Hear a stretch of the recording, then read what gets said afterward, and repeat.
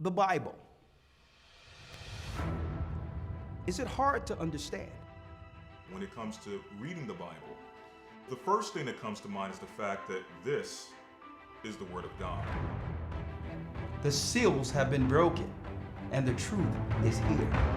And when we go throughout the scriptures, when we go throughout extra biblical records, we find that the language that God employed, that He used to create the heavens and the earth, was the Hebrew language. Christ said, I came for the lost sheep of the house of Israel. But yet no one, no religious leader, no religious church out there anywhere can now identify the 12 tribes of Israel. Can we?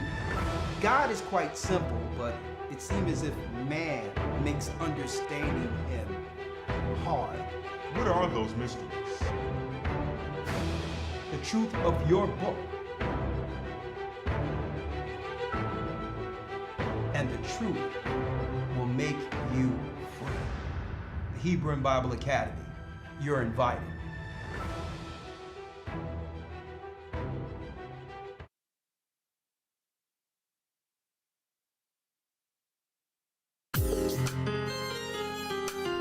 Good evening. Come on in. Come on in. Shalom.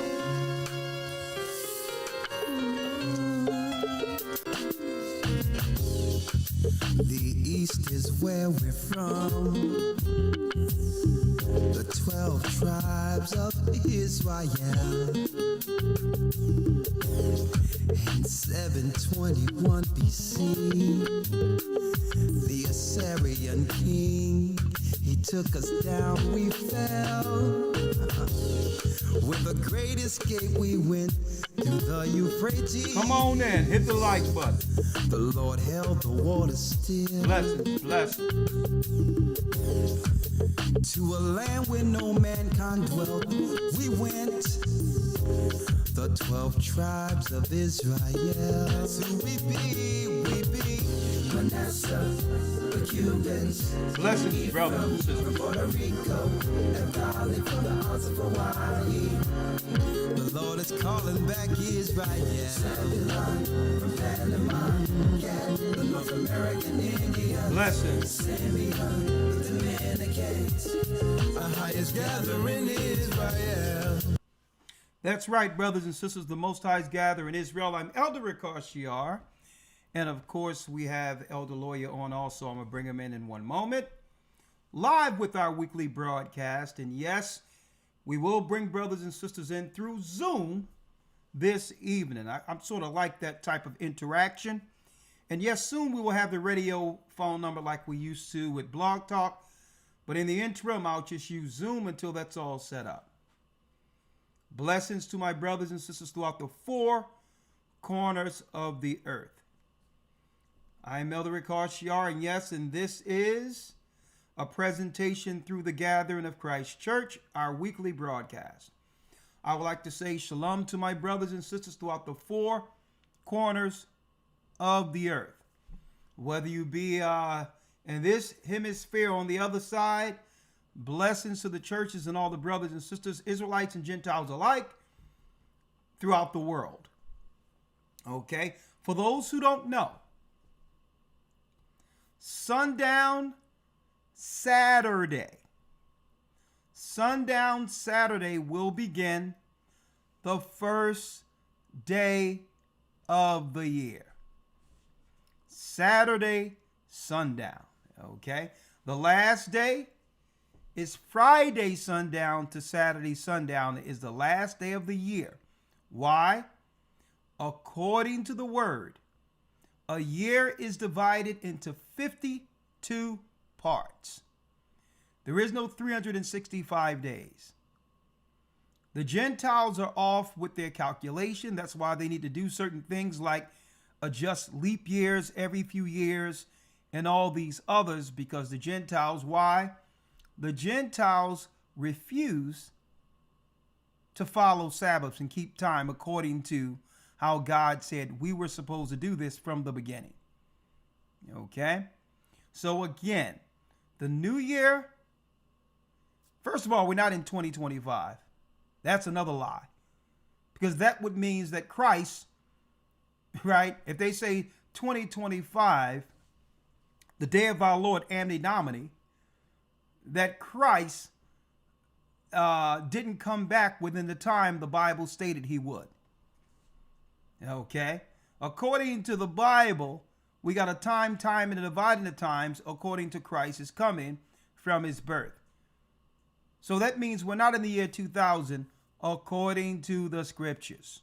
But if you've been in our classes, you would know that already, but just breaking things down from a simple standpoint, if you follow the Sabbaths, that puts you on time according to prophecy, weeks, months, and yes, years. All right, that's how the Most High said calculate time is through Sabbaths, and the Most High gave us the understanding to present before you all. So I'm happy to let you all know that your calendars with the 12 tribes theme, for those who pre-ordered, will be soon sent out to you. I have it in hand. The 12 tribes of Israel. Beautiful, beautiful calendar. All right. The 12 tribes theme.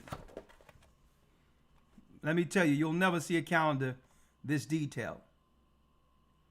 Beautiful calendar. Breaking down the scriptures for the 12 tribes of Israel. It breaks down the seasons according to Sabbaths. Right there. They're on their way. Yeah, that's right. Judah, the scepter shall not depart from Judah. And we're going to be talking about Judah tonight. Princess Judah says she got hers already. All praises be to the Most High. Look at the Most High's people. Baptized. Go to gatheringofchrist.org. You can click that link. Click the link that Elder Dale just put in the chat. If you like to get yours ordered, we'll send it right out to you. We'll send it right out to you. All right? One thing that popped out that really stood out to me is, yes, Bishop Kazak from Puerto Rico, Ephraim. He'll start back his Spanish broadcast starting tomorrow night. Of course, our prayers have been with him and his family. His sister's family moved back, and you know our prayers have been out there for you, my brother.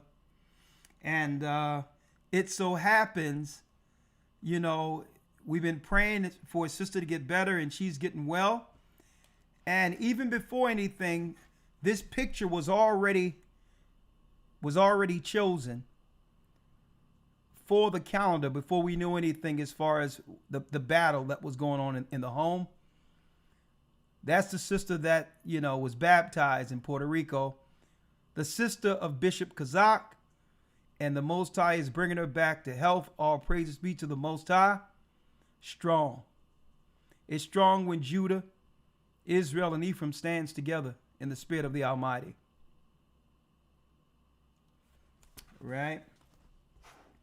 So that and more is within the calendar. And yeah, please, whatever you do, support the work by going to the site and ordering the calendar. It'll be one of the best learning tools, one of the most beautiful learning tools to learn this Bible concerning time and Sabbaths that you've ever had in your possession. It'll be the best you've ever had in your possession when it comes to understanding the time according to God, okay? According to the Bible. Yours is on its way, Rose. All right. Also, first of all, let me bring in Elder Lawya. Shalom, Elder Lawya. Shalom, sir. How you doing? I'm blessed by the Almighty, and I'm getting a lot of positive responses from that last teaching we did in the academy, breaking down the angelic forces. You know, yes, sir. All praises be to the Most High. It's the first time we went in depth that way. Everything they've Elder, everything they have taught about the angels, they have concealed the truth about our God and the ministering spirits so that it could do what? It would shake our belief, and by default, most people would seek to the Gentiles for faith in a belief system. And Right. with the truth, we understand that we were deceived by the Gentiles, and I'm going to go into that today. Right? Everything they taught us, they lied about everything. Okay? They lied and claimed that America sent a man to the moon. Right? That's a lie. Okay? Right. And I don't have to say allegedly. That's what they told us. It was a lie. How do we know man can't go to the moon? Because according to the scriptures and the cosmology of the scriptures, when it just comes to out there in so-called space, which is really heaven, these are ministering spirits. Everything else moves. The earth stands still. The earth isn't spinning. That's a lie. So we know that was the first lie. The moon, stars, sun, they're all ministering spirits that turn into their course according to how Christ made them from the beginning, to minister to what? This place we call earth. So science lied and claimed that there's a distance between the earth and all these other so-called stars, when really there aren't stars at all. They're all angels. Right? Right, absolutely. Another thing, while they concealed the truth about angels, which are Els, Yahs, or gods. Well, they concealed the truth of our God is because why? So that they, by default, they would have the upper hand when it comes to spiritual warfare. See? If they erase the name of our God and the truth of our God from our presence, then that's one God the Gentiles don't have to fend against. One of our greatest weapons in spiritual warfare. So now the witches and warlocks and sorcerers and rabbis and others would have the spiritual upper ground because they'll teach us and control us through the gods they serve. They'll teach us about their gods and control us through those gods. And folks, if you weren't in that academy, don't worry about it. We're only in week 2. You can still enroll. We'll give you the first 2 weeks, the creation of the universe, as well as the angels' origins. And another thing they don't want us to know about the heavens and the truth about the angels and all that. Because why? I said it in the academy. The greatest lie Satan ever played on the earth, who is their god, Lucifer, who's no longer Lucifer. He has lost his light. He has lost his light. The greatest lie he have programmed the population of the earth to believe is that he never existed. So if you distort the truth of our God and creation and how all things are made, then you won't even know the origin of the God that have deceived Adam and Eve and seek to destroy mankind. Right?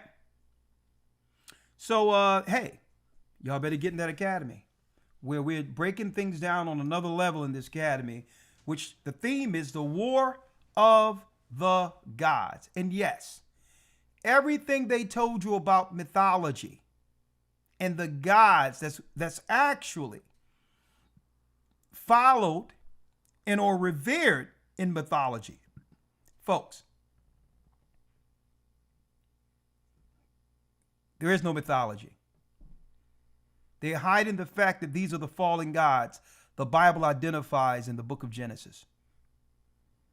When the sons of God came and dealt with the daughters of men and taught mankind lies. So, like I broke down in the academy, now I can't let everything out because I have a topic to teach tonight, right? So why is it that they would have us believe that the gods the Gentiles been worshiping for ages, for thousands of years? Why would they teach in our current time that these particular gods were mythological or the figment of someone's or a man's imagination. Well, brothers and sisters, this is why. The greatest spiritual tool we have always had against the Gentiles' disposition against us is the Word of God, the Bible, which is our record. The people in this Bible are our family, our forefathers. So the reason why the Gentiles had to teach Greek mythology, the gods they worship in their secret religions, as a myth, so that when they stand to take the Bible and prayer out of the church, out of the schools, they'll be able to now teach their religion in our schools under mythology. See how it works? See how it works? They'll tell you, you cannot pray to your God. You cannot believe in the God of the Bible. That ain't nothing. And that there's a separation between church and state. And then they'll have us agree to have our book, which is really the moral compass for the world, for our people, have always protected us. Take that out of the schools and allow the religion of the Gentiles to continue under mythology. See how those snakes work? It's not a myth at all. When you do your research on the so-called Greek and Asian mythology, it goes back to the fallen gods that led to the what? The deluge, the flood. Okay? But I digress. I'm going to leave that there. Make sure you get into the Hebrew and Bible Academy with our theme, War of the Gods. Now, one other thing I want to talk about, Elder Lawya, to let people know.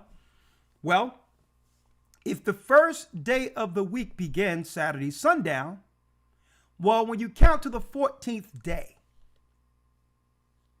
right?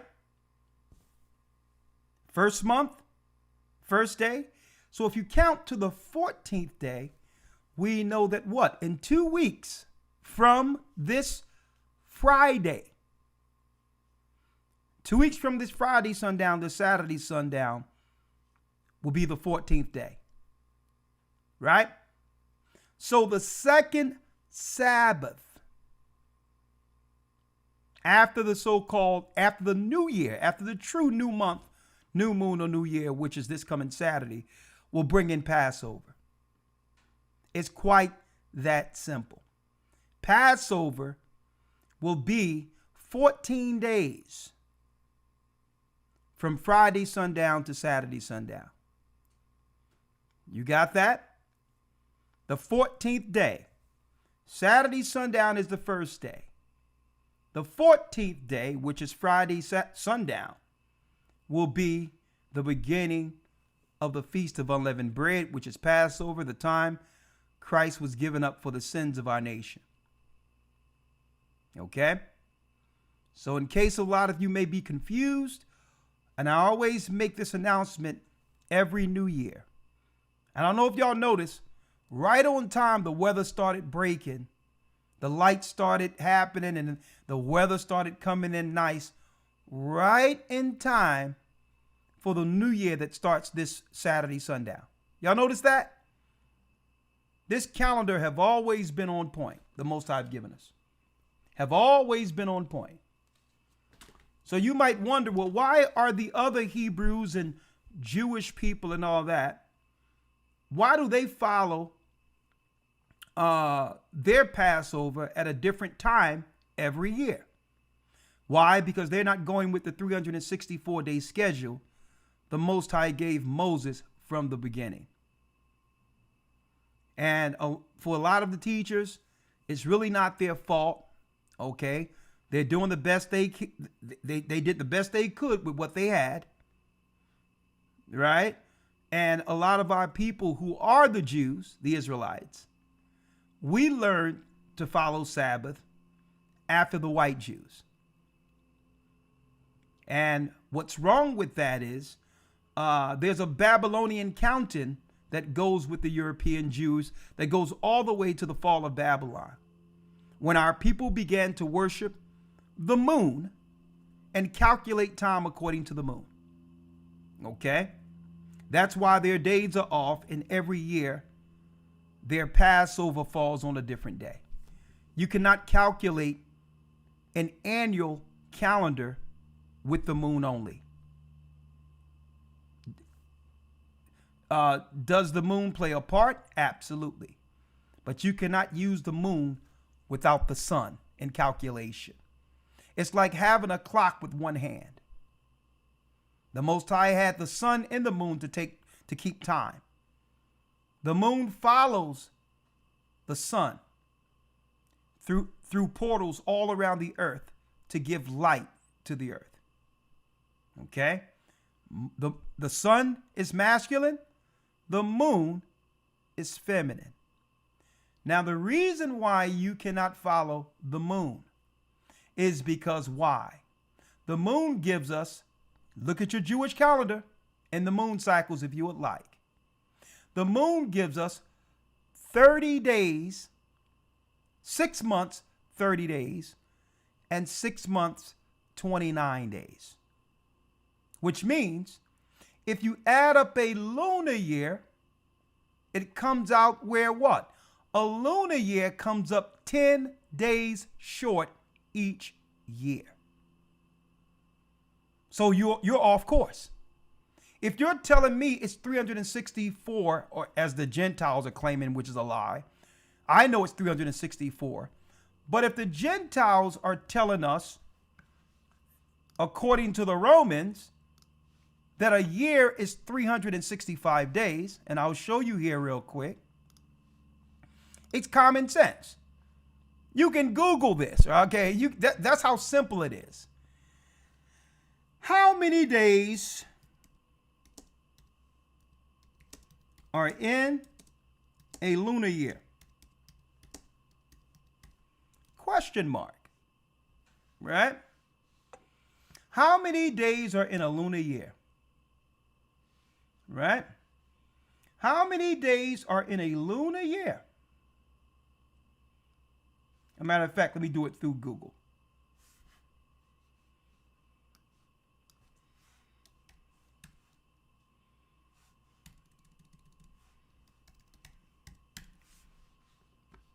Do it through Google. How many days in a lunar year? Look what it says there, folks. 354 days. That's according to the moon. So if the moon annual year comes up 10 days each short, 10 days short every year, how are you following the Passover according to it?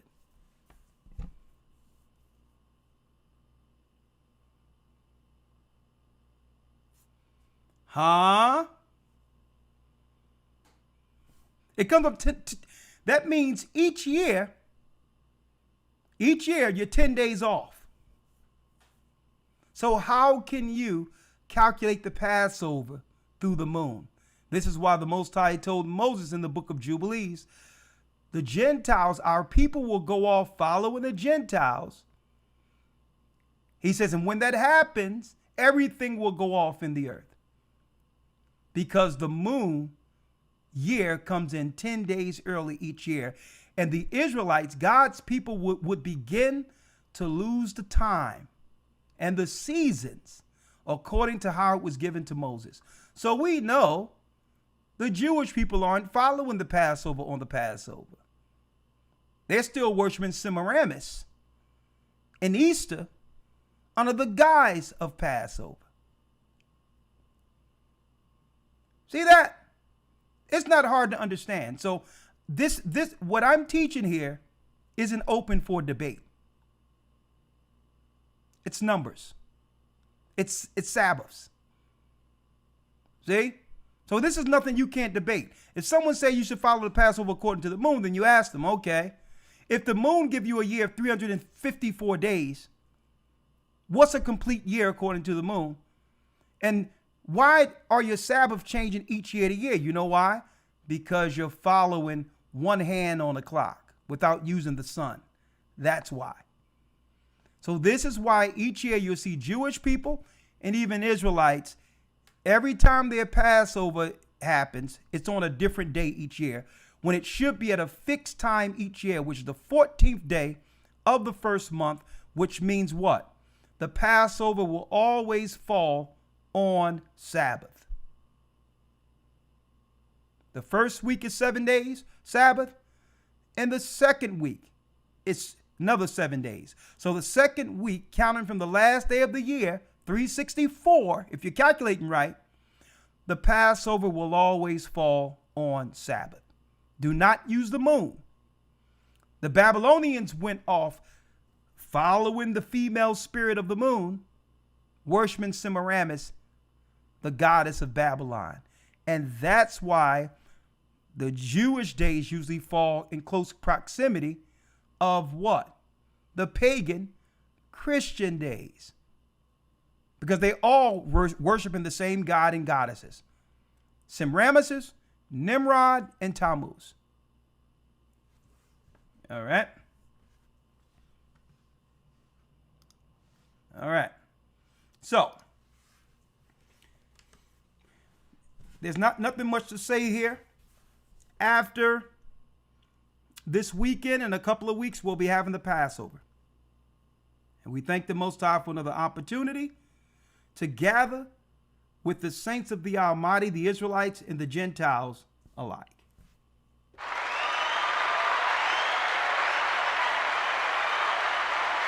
Jumping right in, Elder Lawya. Right? As you can see, our lesson, Babylon, confusion and wars against the black Jews. Confusion and war against black Jews. Now, of course, I started off with what? Babylon, confusion and war against black Jews. And when I go into this today, we're going to deal with this on every level. Geopolitically, how the Gentiles interact and undermine the black Jews. How even there's dissension amongst the 12 tribes, where the 12 tribes cannot get together on one accord. There's even confusion amongst Israelites in the earth, not understanding that was Satan's plan the whole time. But if we don't come together, when I say come together in the Spirit of Christ, and at minimum, treat each other accordingly, according to the civil way that was established with Moses and the Israelites in the beginning. And folks, that doesn't mean that we need to like each other. Okay? Doesn't mean we need to like each other. The civil laws were put in place so that we would have some decorum and at least a mutual respect for one another. To honor the blessings the Most High have given all of us. You understand? So even though a person, or just say individuals, cannot go and kick it together and all these things, that doesn't mean that I don't honor or respect the Spirit of the Most High in that person. That's still a soul that belongs to the Almighty. And we as a people have lost that, where there is no dignity and honor and just base respect. We loathe one another. We disrespect one another. And guess what? All of that drills down, especially with all the people and all the weight of the world, with the Gentiles attacking, the Israelites attacking. It all at the very end, it presses down on Judah. And that's intentional also. And I'm going to go into this today. It presses down on Judah. Let's talk about it. Elder Lawya, let's go to the beginning since we're talking about the confusion and war against Babylon. Yes, sir. Okay. I'm going to go here. We're going to start here in Genesis 11. Right? Genesis 11. Hold on, let me grab here.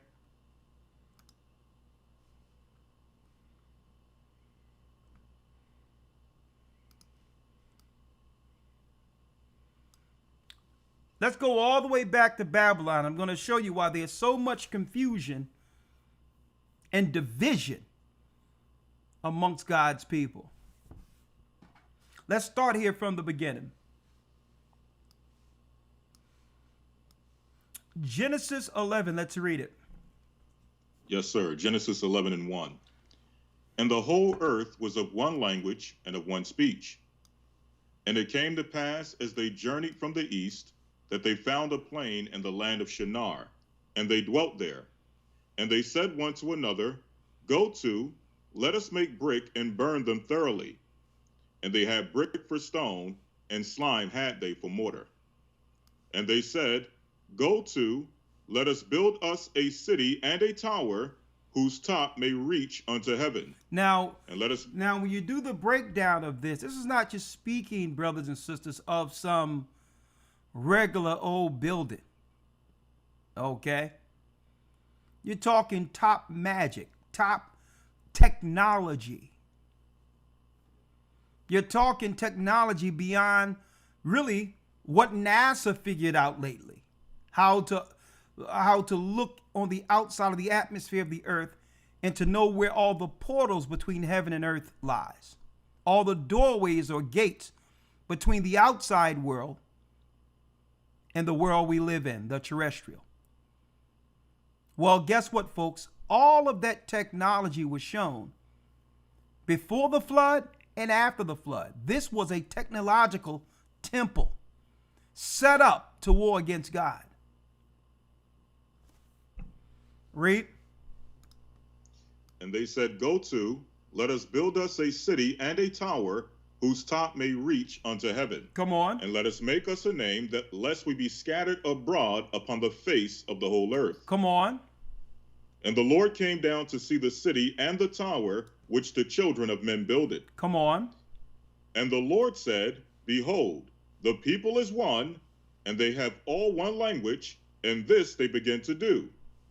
And now nothing will be restrained from them, which they have imagined to do. Whatever they think upon, they'll accomplish. Top knowledge, top intelligence given to mankind by the fallen Lucifer. It tells you in the scriptures that he's wiser than Daniel. Now, on top of giving man this technology, it comes with an exchange. I'll give you the technology to understand everything, and even one day give some of you the power to go out there with me, is what he promised them. Okay? You'll rule the cosmos.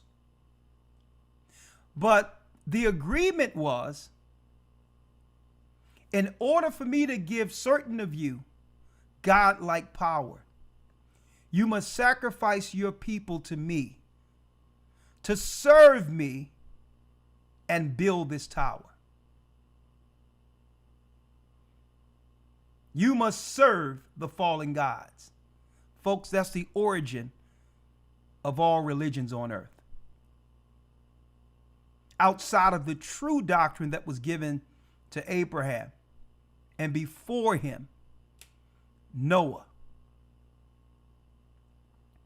Shem, Noah, Methuselah, Enoch, Seth. Here's the beginning. So wherever they set up their religions, they bring servants to build Satan's program. That was the agreement going all the way back to the Tower of Babel. Now, I showed a small video in the academy. I didn't get a chance to go through it all. But it goes into the Sumerian cuneiform. The languages, well, really, the information, the tablets that were left from the fallen ones. And it gives you pre-flood information on how that city of Nod was actually built when you look at it from a biblical perspective by the angels who were bound here pre-flood and begin to mingle with mankind and bring forth sinful flesh. Now, one thing about this was there were ranking spirits under the fallen ones who were servants, who eventually built the temple of Nod and all the cities that Cain would one day rule over. Well, once the Most High destroyed their madness through the flood, and in the Sumerian text, it talks about the deluge or the flood that would come. The only way they can start the process again is right here from Genesis 11. But instead of the fallen ones serving and digging and building empires for the fallen gods, they would trick mankind into giving up their children to work for them. Okay? And for an exchange. So your elites are willing to sacrifice the citizens for power, for secret knowledge. Now, this may be going over a few people's heads, but hey, he that have an ear, let him hear. I'm giving you context to what we're reading, which leads to the confusion and war against the black Jews today. There was only one belief system before the Gentiles decided under Lucifer to have a totally separate belief system against our God. Here it is right here. There it is. And that's why it doesn't matter what religion you're following. They'll forbid you or dissuade you from going into the Bible. Because the Bible will identify the evil origins of all their religions. Whether it be Buddhist, whether it be Muslims, it doesn't matter what religion it is on earth. It all started right here. It all started right here. When the Most High confounded the tongues, the spirits came down, the 70 angels confounded the tongues. And guess what? All of the people was divided into 70 divisions and took back that same religion to their respective cities, to their respective divisions. This is why you can find similar tenets of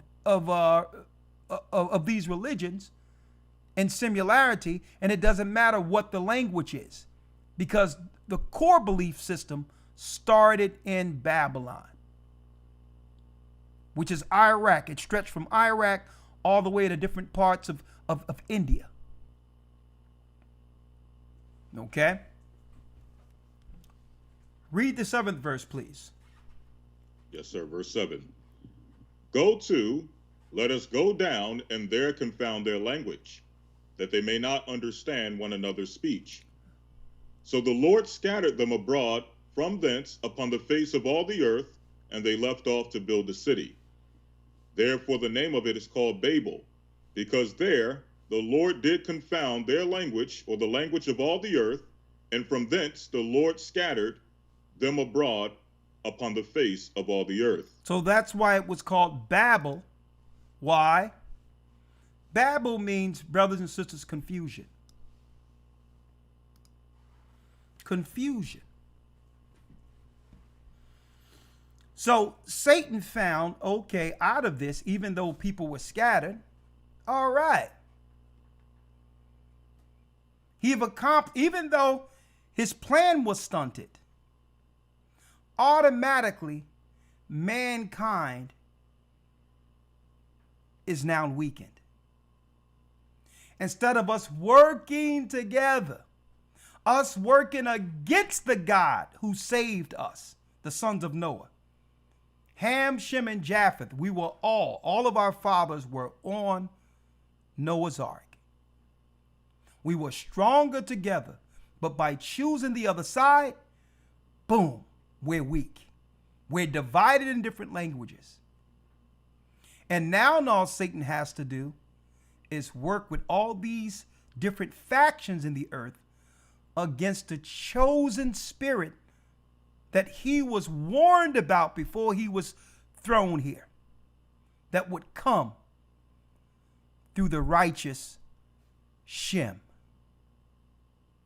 Now he can work through his religions and focus his mind on a chosen seed that was prophesied to one day judge him through a bloodline where a man by the name of Yeshua or Christ would come through to right all the wrong that started from the beginning by thrusting Lucifer and those who fell and disobeyed his father from the beginning, thrust them into hell.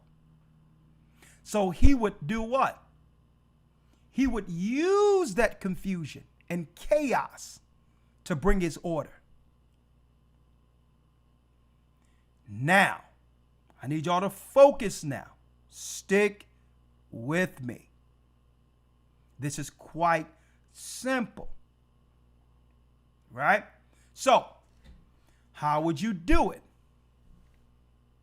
And this is the reason, if you can't tie two and two together, brothers and sisters, you won't get it. This is the reason they have taught us here, especially in the Western world, that at all times there should be what? A separation between religion and or politics. Folks, do you know that that particular mindset isn't established through any government throughout the earth outside the Western world? The religion sets the moral tone for that country. To have the moral high ground, knowing that it's the moral God that strengthens that empire or country. So they started telling us, just putting it in. Well, there's a few things we don't talk about around here. You never talk about religion and or politics because people will never come into it always starts with an argument. And I say, why run from the discourse? Why would they tell us, if you believe in God, to stay away from politics? Unless they were hiding something from us. If you understand the Tower of Babel, that was a government initiative. Okay? A political initiative under a spirit with what? An outcome to destroy the righteous seed. And all through the Bible, we read of these instances where policy is drafted against these same people. Once a Gentile nation gained power, Satan comes amongst their leadership to begin to execute policy that would lead to killing the men of the chosen, the man-child of the chosen. The Egyptians tried to destroy us. The Most High preserved us. Their policy was to kill the firstborn, keep the girls alive. The Babylonians tried to destroy us. And the Most High told Jeremiah, go hold the Ark of the Covenant, and had the sons of Zadok run into the wilderness, who one day became the Essenes, to preserve the righteous tenets that would one day war spiritually against the religions of Babylon. Okay? Under Herod, the Edomite, the Idumean, he had a decree. No sooner as they seen that this man was born, a black man, there was a decree by the Europeans, who we would call the Europeans today, the Romans, to kill the child. He would have to flee into Egypt to hide, like Moses fled into Egypt, from the sword of that policy. So don't let anyone tell you that if you believe in God or the Bible, not to understand policy. If you don't understand policy, you don't understand prophecy. And they don't want you to look into it because all the policy was shaped to keep Israel under the power and or foot of the Gentile nations. That's right, folks. It's systemic. The governments were set up to keep us divided through confusion while warring against that prophecy. It so happens, and even though it feels good to know who we are, it so happens that we're that prophecy. And the worst thing about it is we're between the crosshairs. We're the target. We're the target, folks. And the Gentiles will continually conspire against us until we no longer exist. So if we know the Gentile powers and the governments have always been against us since the Tower of Babel, why are we so divided and have so much hatred amongst one another when we're already under the gun?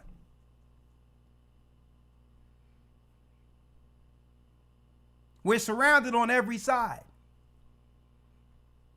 And we still, and it's a curse when we're all trapped in a corner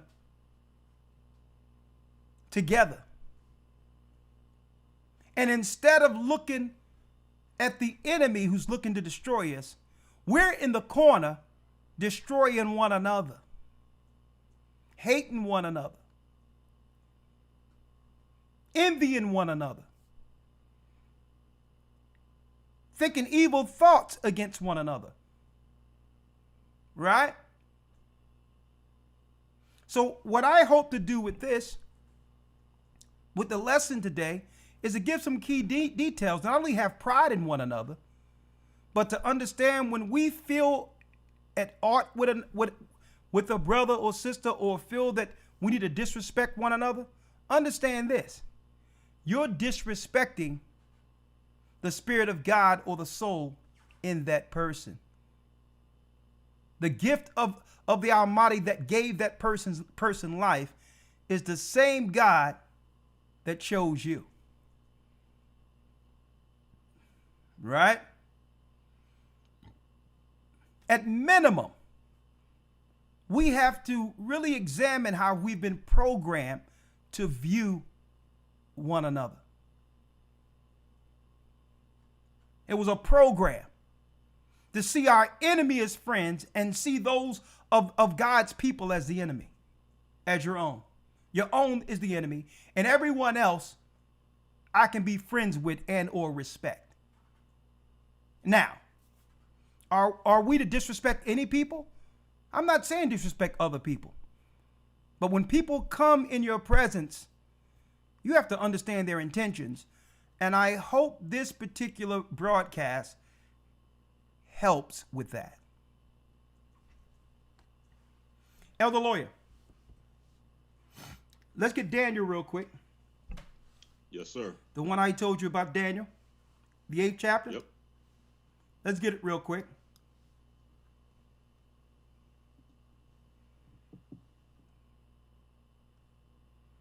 Daniel 8.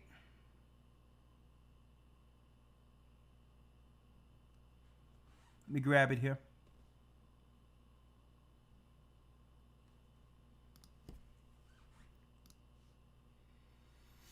And let's go down to 25. Yes, sir. Right? It's deep because I was going to pull this out. I forgot to pull out in the other lesson. And do me a favor, brothers and sisters, if you haven't already, please hit the like button. I'm going to show you how they have tricked us again. Right?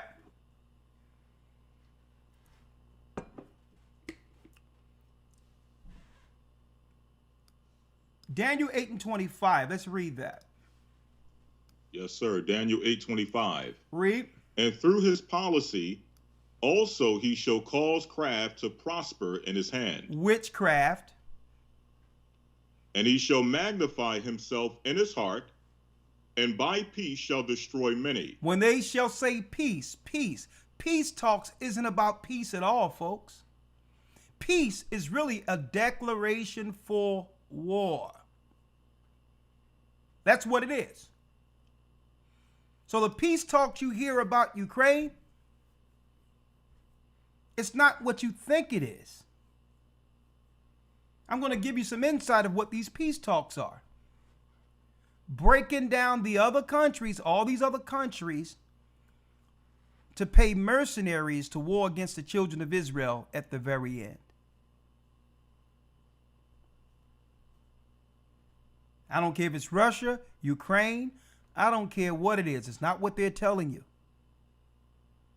You don't spend tens of billions of dollars into a country without it having some interest according to what? The policies against God's people. The more our people begin to awaken concerning our truth, the truth of who we are, the more mercenaries they'll pay. I need y'all to think about this, folks. I told people a long time ago, don't be distracted with what they're giving you on CNN, ABC, and all that. When they talk about the war in the Middle East and all that, folks, I told you who the war was against years ago. The bait and switch. They're only going to go over there, destabilize them, so that now they can have these people and their children come over to be leverage against you.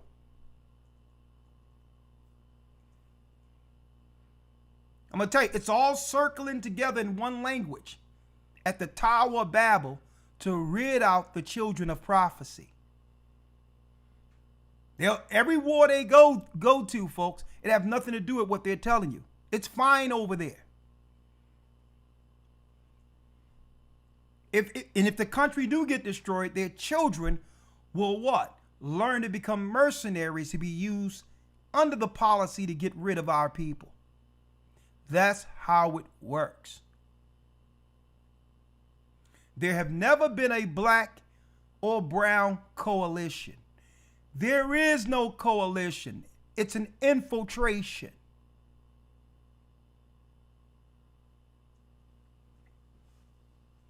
And through his what? And through his policy. And through his what? And through his policy. And through his policy. So if someone tells you you're not supposed to learn about the Bible and know what's going on as far as politics is concerned, they're keeping something from you. There's something they're hiding. If they're going to use policy and craft to destroy me, shouldn't I understand the policy they're drafting against me?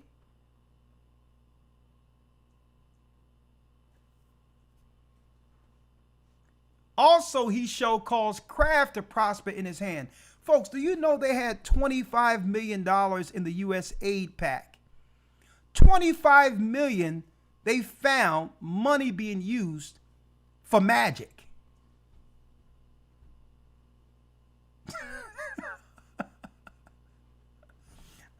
Are you kidding me? Let me show you this.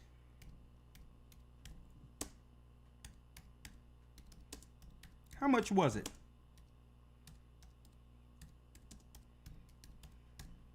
Let me show you all this. Let me see if it's here.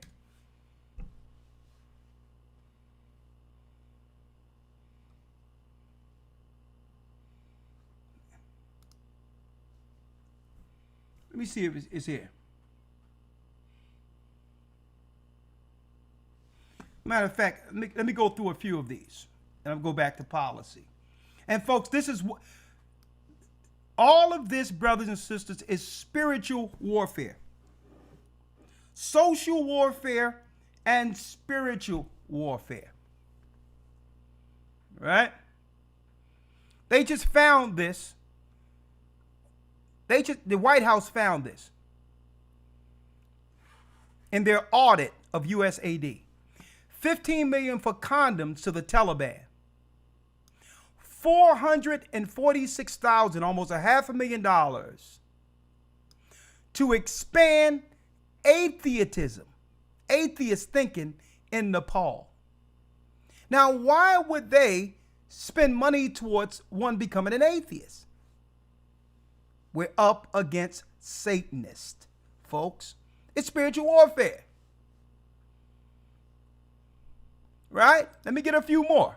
Oh, let me show you this. Through the policy, they shall destroy many.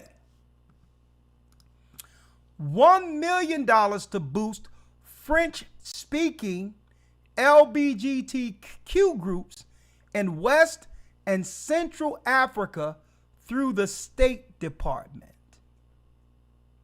Policy. It's in the interest of them to break us spiritually by putting money towards this. At the same time, they telling Judah and America they don't have anything for us. 14 million in cash vouchers for migrants at the southern border. Right? Social mercenaries to push us to the side. And I'm going to show you how damning the migration, the immigrant thing, and what it's really about, and the fact that Trump isn't going to stop anything.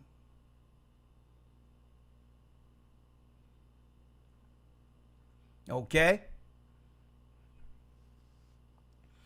20,000, 21,000 for a drag show in Ecuador through the State Department. What is the interest of promoting drags to children in Ecuador, the Israelites in Ecuador, if it isn't spiritual warfare?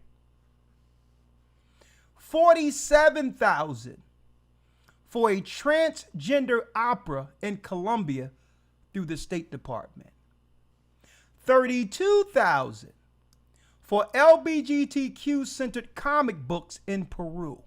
All these places are where the children of Israel are. 55,750 for climate change presentation warning in Argentina. And I'm going to show y'all what's up with the climate change in a moment. The only climate changing is somebody, losing, a male losing his member. Anyway, a climate change in Argentina to be led, not only is it climate change, it's to be led by females and LGBT journalists through the State Department. 3.3 million being LGBT in the Caribbean through USAID. $3,305,446 to push LGBTQ in the Caribbean, where Benjamin lives. 7 million, over 7 million, for a BIPOC speaker series in Canada through the State Department. 80,000 for LGBTQ community center in Bratislava, Slovakia. What is this constant need or importance for this particular behavior to be spread if it isn't important under what they're trying to do with the policy? To cause serious immorality as a way of waging war against the children of the law, the children of Torah, the children who believe in Christ. 3.2 million to help Tunisian migrants adjust to life in Tunisia after deportation. 16.5 million, 16,500 to foster a united, equal, queer, feminist discourse in Albania. 10,000 to pressure Lithuanian corporations to promote DEI values. 8,000 to promote DEI among LGBTQ groups in Cyprus. Folks, these are ancient cities from back when Paul was spreading the gospel.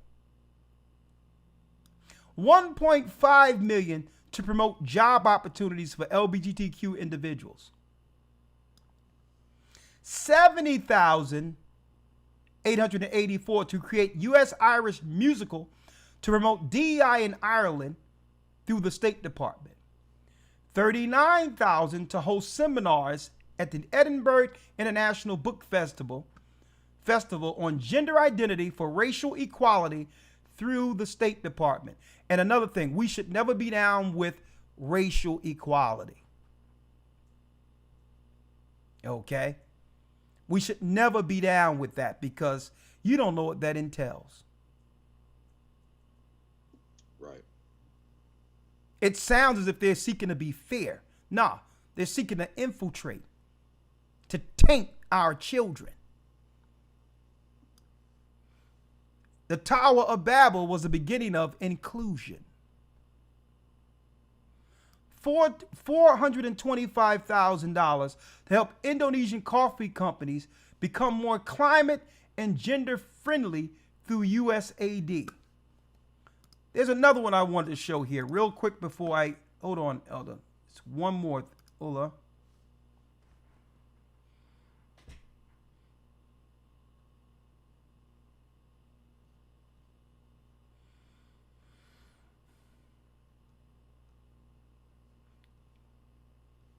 One, it showed that they spent a certain amount of millions of dollars to practice magic. Hold on.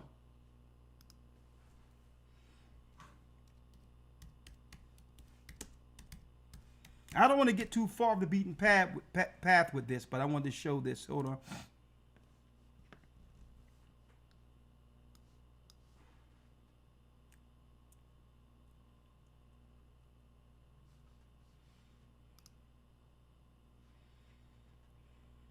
Now, I'm going to leave that there. But this is what I want to show you real quick, Elder Lawyer. Through thy policy, they shall destroy. Let's go back to the Bible real quick. Yes, sir. Go back to the Bible. Let's do it. Yep, Daniel 8:25. And through his policy also he shall cause craft to prosper in his hand. And he shall magnify himself in his heart, and by peace shall destroy many. He shall also stand up against the prince of princes, but he shall be broken without hand. When you go into the prophecies of this, folks, it's talking about Rome. Rome. The Antichrist, folks, is headed up through the Vatican seat. A black man by King James exposed that centuries ago. That's why he got the Bible translated so that we can learn it in captivity to spiritually war against those demons, those sorcerers operating at the Vatican. Now, he shall also stand up against the Prince of Princes. At the end, they're going to have people war against the coming of Christ, like they tried to war against God, our God, at the Tower of Babel.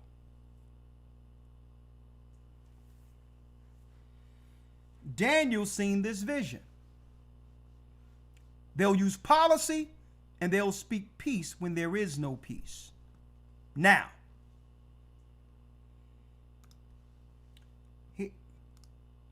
remember when I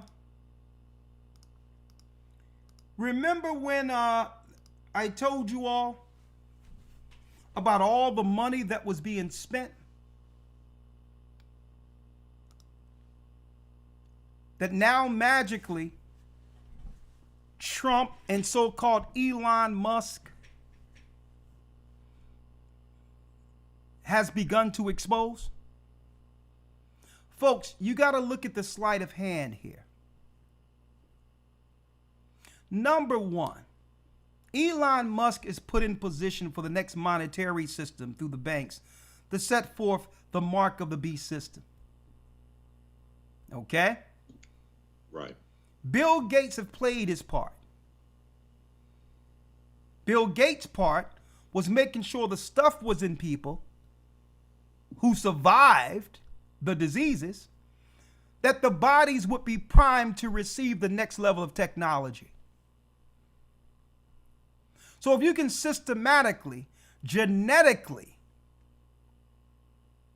intrude people under the guise of helping them with a disease, well, you can cultivate real experiments using people like it was in the days of Noah, changing them so that their body will not reject the next level of what?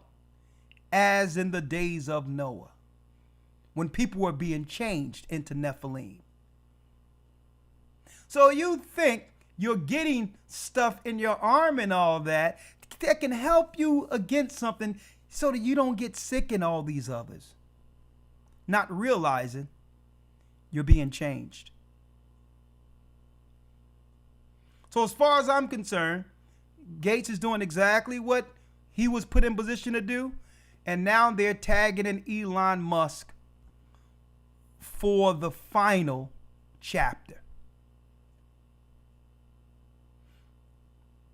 Now, in the interim, this is where the Gentiles come in. The Gentiles come in. Why? Because they're told we're at the very end. We can no longer hide the fact that these people are the children of God. The gig is up on Babylon. We're going to allow you to come in and take everything you can. Everything you can to leave the poor bare. So that now we can come in with the next system claiming that what? The treasury is bankrupt. There's no more money here. The immigrants came in and took everything, so now we must transition into a new system. They were invited in to rob the place so that the debt falls on us. Confusion and war against black Jews is the topic. Right?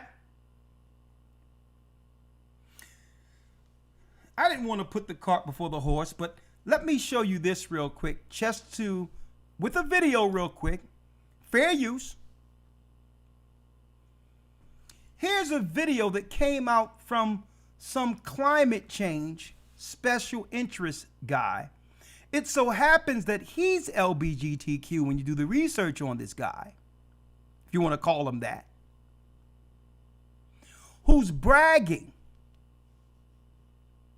Now there's a hidden camera. There's a hidden camera there, and he's having a good time drinking, probably think that he got a mark for tonight. Right? He done let his guard down. And out of nowhere, he tells this guy, what? Listen, that tell you what was going on with Biden right here. Biden was just being utilized while these guys was taking everything. Check out what he states. Fair use for educational purposes only. It truly feels like we're on the Titanic and we're throwing like gold bar across the... It truly feels we're on the Titanic. What is the Titanic? The Titanic is the sinking ship. That's America, folks. Babylon the Great is fallen, it's fallen. So they know America's fallen, right? He says we're throwing gold bars off the edge, which means when the Titanic hit, all the rich people were able to get grabs first, and all the riches they had in the safe was gone to the rich, while the poor people and the workers would sink with the ship. Listen. Where are the gold bars going to? Where are the gold bars going to? Now, I have to do this because there's a lot of noise in the background. So the guy with the private camera is asking this guy from LGBTQ, right? I'm being YouTube friendly here. He's asking, well, where are the gold bars going? Now, folks, the gold bars is your tax money. The same time they're hiking up the price of everything. The same time they're still taking 25% of your money, you don't know where it's going. At the same time they're hiking up your rent and all that, and gas and all that. Right? They're talking about your money. So, where are the who are the gold bars going to? Non-profits, states, and tribes. So they're coming under non-profits, a social program. They'll use a black face and claim it's for the inner city. Right? States and tribes, not the tribes of Israel. They're telling us that we can't identify as the tribes. These are enemy tribes, mercenary tribes from other countries being utilized and financed against us. I'm going to prove that in a moment. Non-profits, states, tribes are where your tax money's going to. Tribes. We gave them the money because it was harder if it was a government-run program. We gave them the money because it was harder. Now check out the agency, folks. The Brent Efron Environmental Protection Agency. Doesn't that sound professional? A special advisor for implementation. We gave them the money because it was harder if it was a government-run program. So they must come in, they'll tell us in the neighborhood that these programs is to help our children. But we see the streets are still tore down. We see the same old junky neighborhoods not building unless they get rid of us and regentrify the area. Right? Now, folks, Democrat right here. If they take the money away, now this is why they shipped all the money away, the gold bars, your money. If they could take the money away, if Trump won. So they was trying to get in front of this before Trump and his men would, and his people, administration would what? Audit things and find out that they were redirecting the money to the outside of the United States. They could take the money away if Trump won because it was an insurance policy against Trump winning. Hold up, let me put it here so you can see it. It was an insurance. So if Kamala would have stayed there, then they wouldn't have had to move your money. At the same time, they're hiring all these foreign agents to audit you with the IRS. Taxing you out of existence. Taking all your jobs. because it was an insurance policy against Trump winning. Because it was a insurance policy against Trump winning. Until the Trump people come in and tell us we can do money. Until the Trump people come in and tell us we can no longer give out money. Look at this. I do environmental policy. Now he's actually telling you who he is. He's bragging because he probably think, you know, he probably think he got somebody to take home tonight, right? And, you know, that's a whole nother conversation.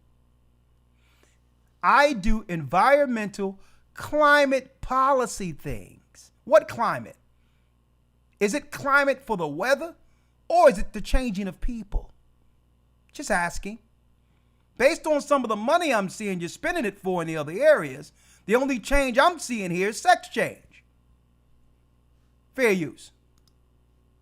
Really? Yeah. It's amazing. That stuff is here? I mean, can you do like federal government climate things? I mean, because I do federal government climate things. Well, I have been doing that, but that might change. He may switch to something else. It depends on where the next budget finances are going to. He said, I'm into other things, but but that may change. I'll look at the next budgets that are coming out and see what new foundations we can create to steal money while our people suffer. Right. See, these people come straight out of college and watch the budgets that go directly into the government treasuries for each state. They're placed there to watch the money. Then they find ways of doing what? Launder the money out, claiming that it's going towards us in the community while our people suffer. While our people are getting put out in the streets.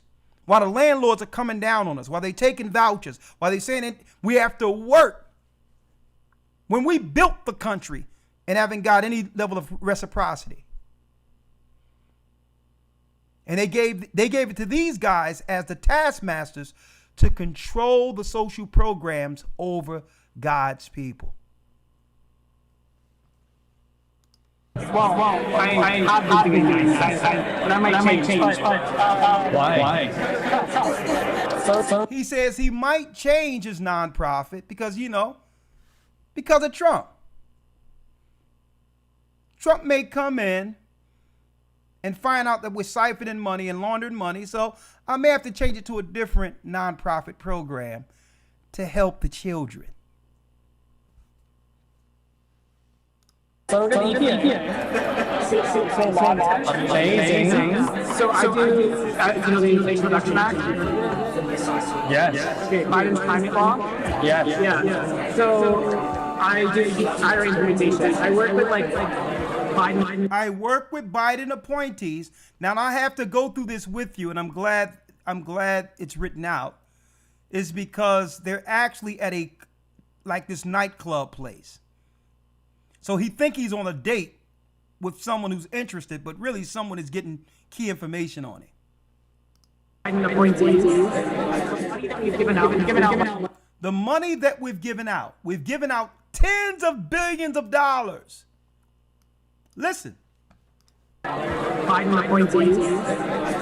We've given out like tens of billions of dollars. Last year, we've given out like $60 billion. We've given out $50 billion. So while Biden was downstairs taking a nap playing with Cheerios, this is what was going on for 4 years. Counting Cheerios in the basement.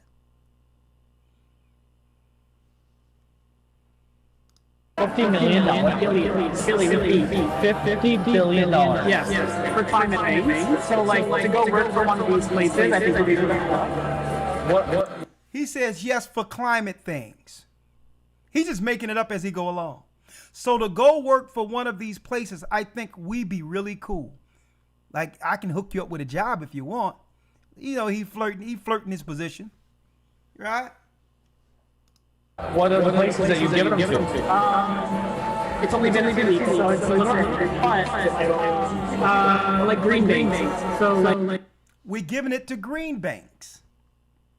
So they're nonprofit institutions that are making it more financially feasible to build renewables.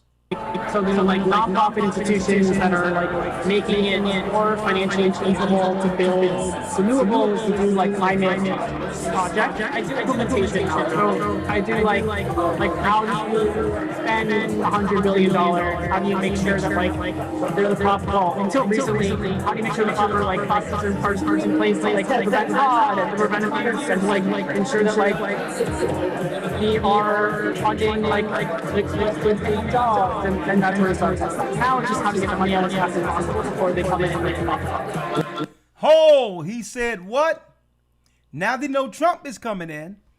Now it's just how to get the money out as fast as possible before they come in and stop it all. And folks, I told y'all, folks, don't be looking at the transports and all this other. They want that news out there so that you can look on the surface and look the other way, while they're robbing all of you blind. All of that, folks, it's just lights and glitter and noise to look the other way, while they're doing while they're actually executing what they really put in place for, to make sure there's nothing left for the poor. Look at it. And guess what, folks? And that's why I say we got to get rid of all this crap that they put in front where you can't talk to people and accuse them for evil, because automatically, if you say something against this guy and what he's doing, automatically they're going to say you're homophobic. That's why, even, just say if it's a black person, that's why I hate this race crap, how they're using it, because now if somebody's doing wrong, you can now deflect by saying, well, hold up, you're racist because I'm black. We need to get all that crap off the table. If a black person do wrong, he should be able, regardless of what he's dealing with, he should be able to get accused without standing behind what? A protective status. Right. If a black person doing wrong, he shouldn't be able to say, well, you're racist to get away. If a gay person is doing wrong, he shouldn't be able to say, well, hold up, you're homophobic and get away with the robbery. If a Jewish person is doing something wrong, he should be called out without him being able to say you're anti-Semitic. We need to get rid of all these political protecting statuses, because robbers and evil people are hiding behind it. Now, if these were just people where they were being treated unjustly and it's proven that they are doing good, then of course, there's laws on the books to protect anyone from wrongdoing without there being a protective status that these people have been using to hide behind.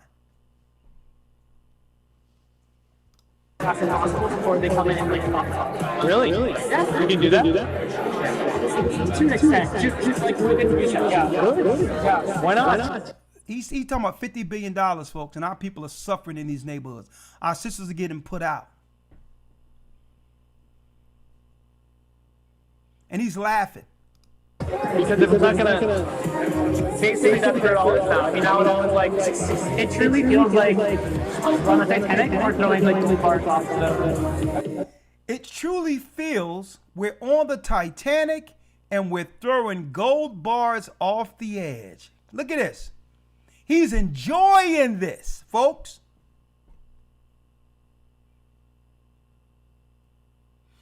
It's sinking, and we're robbing the place before there's nothing left. Folks, they got the memo that there'll be nothing left here. That's why you got these strangers walking around, look like they just came directly out of an old Bruce Lee flick. Some from a village, you know, from the Han Dynasty. They were walking around with the full dojo joint on. And I'm like, yo, they come directly out of a damn Tibet temple? Who told them that the bank was open? And I'm looking at people, I'm like, yo, they still got sand on their feet with old sandals, just walking around, just looking around downtown. I'm like, yo, when were they going to give us the memo that the bank was open? Right. Stop that. Does it really? It's gotta feel weird. It's weird. I mean, it's not good vibes. It's not good. I mean, everyone's very fast. Where the gold bar's going to? Nonprofits, states. They're going to nonprofits, states, tribes. I'm going to talk about those tribes in a minute. Cities. Tribes, cities. Anything like in the news that I would know of? Not yet. Like any organizations, like Well, they're all, a lot of them are small, not like most nonprofits. It's like a big thing that most of the stuff we funded, but the thing that we haven't funded yet are like the local nonprofit program that like was going to be like a winter Kamala Harris administration program. So now we're just like getting it as quick as possible. right. So they knew Kamala was going to lose, so they're going to loot the place, all the tax dollars, and get out as soon as possible. Right. To the tune of $50 billion. No, it's like 2 billion at this point. It's only $2 billion right now. But yeah, we got most of it. 90% is out. We got most of it, like 90% is out. Wow. Now the only thing they needed was some our people going hard for the damn demo nuts so that these guys can rob people blind to leave the poor people with the debt. Right.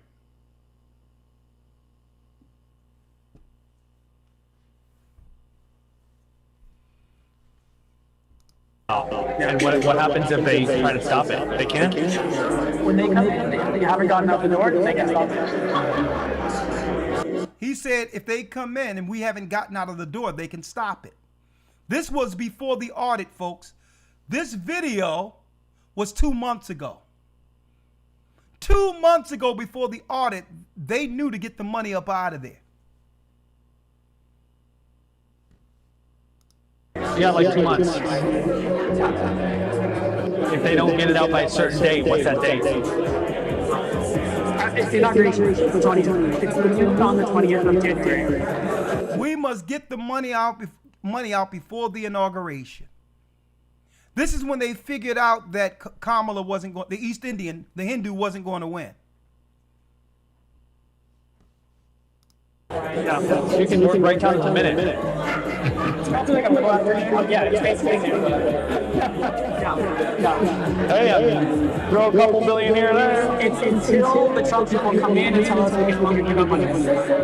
Wow. So Now, Elder Lawyer, I need y'all to check this out now.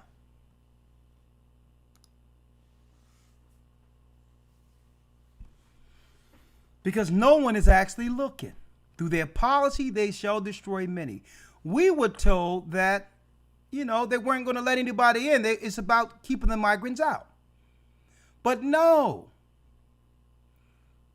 They're not finished. They're not finished the robbery. All these people from those other religions from the Tower of Babel are coming in for the last grab. But they'll just have, the big corporation on the outside of the country must pay a price to be able to take full advantage of the slaves left in Babylon. So the people from Dubai, the high sheiks and the great rich sheiks from over the Middle East, the Arab people that's in position, high billionaires, folks, they're going to have access to America through not a green card, but a gold card. So did immigration stop? Or are they bringing in the top masters to finish? Because when these other corporations come in, they're the people that's going to hire all the immigrants that was sent before Trump was put in position to build what's left for them without Judah. So they had to let the workers in first. Right? And now here comes Trump to manage this by bringing in the corporations who will hire those workers. Everything I told you last summer. It's dropping, folks, it's dropping exactly like I told you it was going to happen. As if I was in these meetings. No, I wasn't. It was in here. The policy. I'm going to show you their policy. If you got the Bible, you're in their meetings. You know what comes next. Now listen to this. Mr. President, about the Trump gold card idea. Yeah. I hope you like it. I wait more information. Okay, this is what I'm going to do. I'm going to put it here through the screen. Maybe you all can hear it a little clearer if I put it through the screen, okay? Now, a lot of our people aren't paying attention because right now on TV, they got everyone on MSNBC, CNN talking about Elon Musk. See, that's a distraction so that you'll ignore what's going on right here with the business of Babylon. With the business of Babylon. See? They want you to look at it. Oh, Elon Musk, he's doing it the wrong way and he ain't supposed to do it this way. Elon Musk is a distraction right now while they do this. Mr. President, about the Trump gold card idea Yeah. that you unveiled yesterday. I hope you like it. I wait more information. About the Trump gold card yesterday. He says, I hope you like it. The question is, does this reflect a view on your part that the American immigration system has never been properly monetized as you feel it should be? Well, not so much monetized. It hasn't been properly run. I get calls from, as an example, companies where they want to hire the #1 student in a school. A person comes from India, China, Japan, lots of different places, and they go to India, China, Japan. Wasn't we just complaining about them bringing in these people? Harvard, the Wharton School of Finance, they go to Yale, they go to all great schools, and they graduate #1 in their class, and they're made job offers, but the offer is immediately rescinded because you have no idea whether or not that person can stay in the country. I want to be able to have that person stay in the country. These companies can go and buy I want that person to do what? I thought you wanted them out of the country. whether or not that person can stay in the country. I want to be able to have that person stay in the country.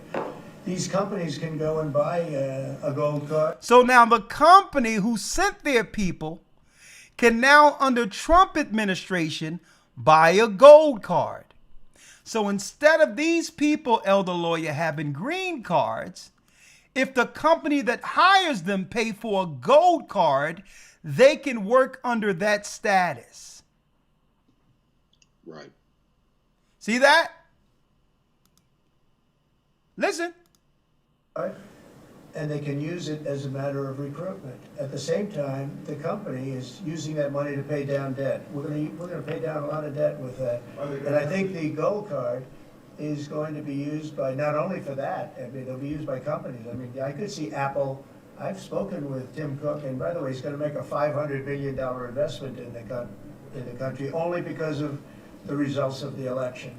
And I think because of tariffs. He's going to want to be in the country because of tariffs. Because if you're in the country, there is no tariff. If you're out of the country, you got to pay tariffs. And that's going to be a great investment, I think, that he's making. I know it's going to be a great investment. But we have to be able to get people in the country, and we want people that are productive people. And I will tell you, the people that can pay $5 million, they're going to create jobs. They're going to spend a lot of money on jobs. They're going to have to pay taxes on that too. So they're going to be hiring people. They're going to be bringing people in and companies in. And I don't know, maybe it will sell like crazy. I happen to think it's going to sell like crazy. It's a bargain. But we'll know fairly soon. I think Howard and Scott, a few of you really are responsible for it. But Howard, if you want to discuss that for a couple of minutes, I think I'd like to have you. I think it's going to be a very successful program. This is commerce. So the EB5 program, which has been around for many years, had investment of $1 million into projects in America. And those projects were often suspect, they didn't really work out, there wasn't any oversight of it. And so for $1 million investment, you got a visa and then you came into the country and ended up with a green card. So it was poorly overseen, poorly executed. Then you had a border open where millions of people came through. So the idea is we will have a proper business. We will modify the EB-5 agreement. Christy and I are working on it together. For $5 million, they'll get a license from the Department of Commerce. Then they'll make a proper investment on the EB-5, right? And we think Scott and I will design the EB-5 investment model because Scott and I are the best people together to do that. So this is joint. This is exactly the Trump administration. We all work together. We work it out to be the best. And if we sell, just remember, 200,000. There's a line for EB-5 of 250,000 right now. 250,000 rich businessmen, Gentile businessmen in China, Asia, the Middle East, as well as India. They already got 250,000, that's right, in line waiting for this, to run all the corporations or the building in America going forward throughout the United States. 200,000 of these gold green cards is $1 trillion to pay down our debt. And that's why the president is doing it, because we are going to balance this budget and we are going to pay off the debt under President Trump. Now they're claiming, Elder Lawya, that they're going to pay off the debt. But if you bring in these people who become the new taskmasters, who have what? Racist tendencies for thousands of for hundreds of years, if not thousands of years, against our people, what would be the sentiments of hiring us once they pay for these gold cards and become the taskmasters here? They'll only hire the people they sent before Trump was elected, barring out our people financially. Now that's one side. That's all of them coming at the very end, circling in Babylon to take what's left. And then after which the Bible tell you what's going to happen, right? Elder Lawya, if you will, let's now go to the book of Isaiah, the 13th chapter. The 13th chapter. I'm going to show you what's happening next, folks. Follow us blow by blow here. Now, let's go to Isaiah, the 13th chapter. If you haven't already, brothers and sisters, please hit the like button for me if you haven't already. I really appreciate it. Let's go to Isaiah 13, and then I'm going to break it down. That's the Gentiles planning against us. Now, I'm going to take it on the next level, Elder. The infighting amongst Israel, the children of Israel. How we're all jockeying against one another for a position above one another when the Gentiles are planning to destroy us all. I'm going to go into that. Right. Let's now go to Elder Lawya, Isaiah 13 real quick. Yes, sir. Isaiah 13. And let's go at 14. And you know what? I'm going to need some honest dialogue tonight when it comes to our people. The Gentiles are going to do what they're going to do. But I want some honest dialogue amongst us tonight. Isaiah 13 and 14 reads what? Read it, Elder Lawya. Yes, sir. Isaiah 13, verse 14. And it shall be as the chased roe, and as a sheep that no man taketh up. They shall every man turn to his own people, and flee everyone into his own land. So what happens next? It's enough they've bankrupted the country by bringing the people in to stress all of the programs our hard work, our blood, sweat, and tears with warfare have built to make the country what it is today. So they robbing all of the treasury of Social Security, veteran money, you name it. That's why they put all these people from other countries on the programs.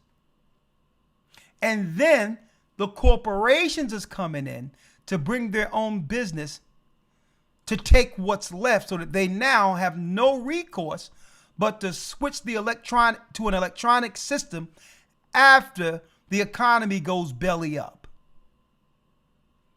So they're going to take all the money that's left And the Bible tell you, all these strangers, they're not going to stay here. Once the gig is up, once the door is closed and the money is taken and there's nothing left for the poor, they shall every man turn to his own people and flee everyone into his own land. They're going back home, folks, and leave Babylon destitute and broke. And this is why, I don't know if y'all looking, if you go into your banks, you'll recognize that there's nothing but foreigners from East India, different parts of Europe, Eastern Europe, running your banks. Go into your banks and check out how they move the sisters out of the way and move all foreigners as tailors. And what is this for, folks? When they began to mess around with the money in the bank, you're going to have some people there who's used to treating our people a certain type of way where they're from. I'm going to tell you where it's going. I'm going to tell you where it's going. They're going to rob everything and they're going to take the money back. And at the same time, the news is going to be talking about we're in a recession, the economy. Now, mind you, folks, Elder, 2 to 3 months, they were telling us how great the economy was. The economy was fine, even though, right, a block of cheese was $9. Right. But they're telling us, they continue telling us how great the economy is doing. But now the demo nuts are now talking about, hey, we're going into a recession here. Now, why did they ramp this up? And what do it means by when I say Babylon, title this, Confusion and Wars?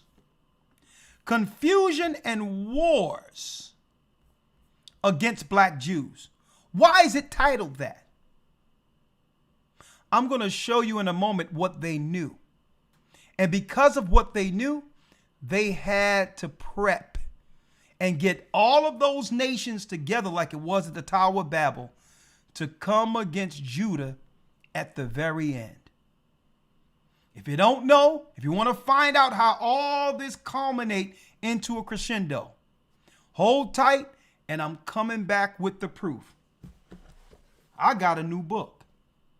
Wait till I tell you how much this book costs. Hold tight, and I'm going to give y'all a few pages out of it, even though I'm going into it in the academy with the split between Israel and Judah. I'm going to show you why they've always leveraged against Judah. Be it the Egyptians looking to destroy the men, the Romans tried to destroy Christ and wanted to kill the babies. They're trying to push that on us right now. I'm going to show you why they're all rallying together and why they came up with that bogus black and brown coalition to undermine and to kill our people before it's over. Hold tight, and I'll be right back. Hit the like button. You don't want to miss this information.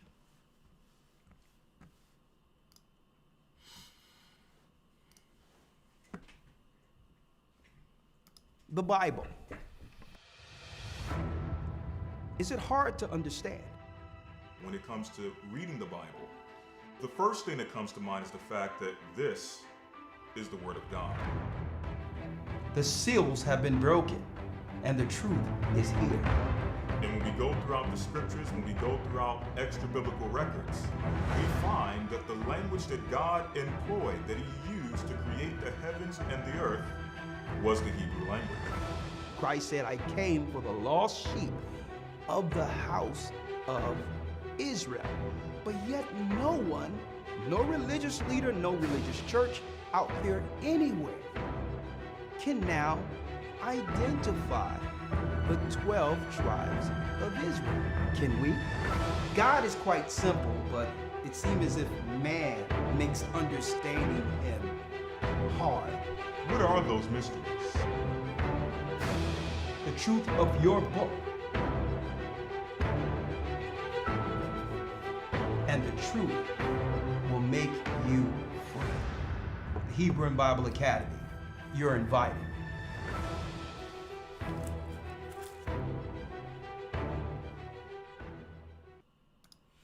Hebrew and Bible Academy, you are invited. All right, let me give you all an update on the Academy a little later, but let me jump right in. All praises be to the Most High. We have a serious discussion tonight that can quantify the policy against the children of Israel. The title of this is Babylon, which is confusion. They distract us with confusion while they attack us through policy. Confusion and war, and it's really, this war is against the black Jews. That's just not my word. That's not my opinion. I have a book here. This book,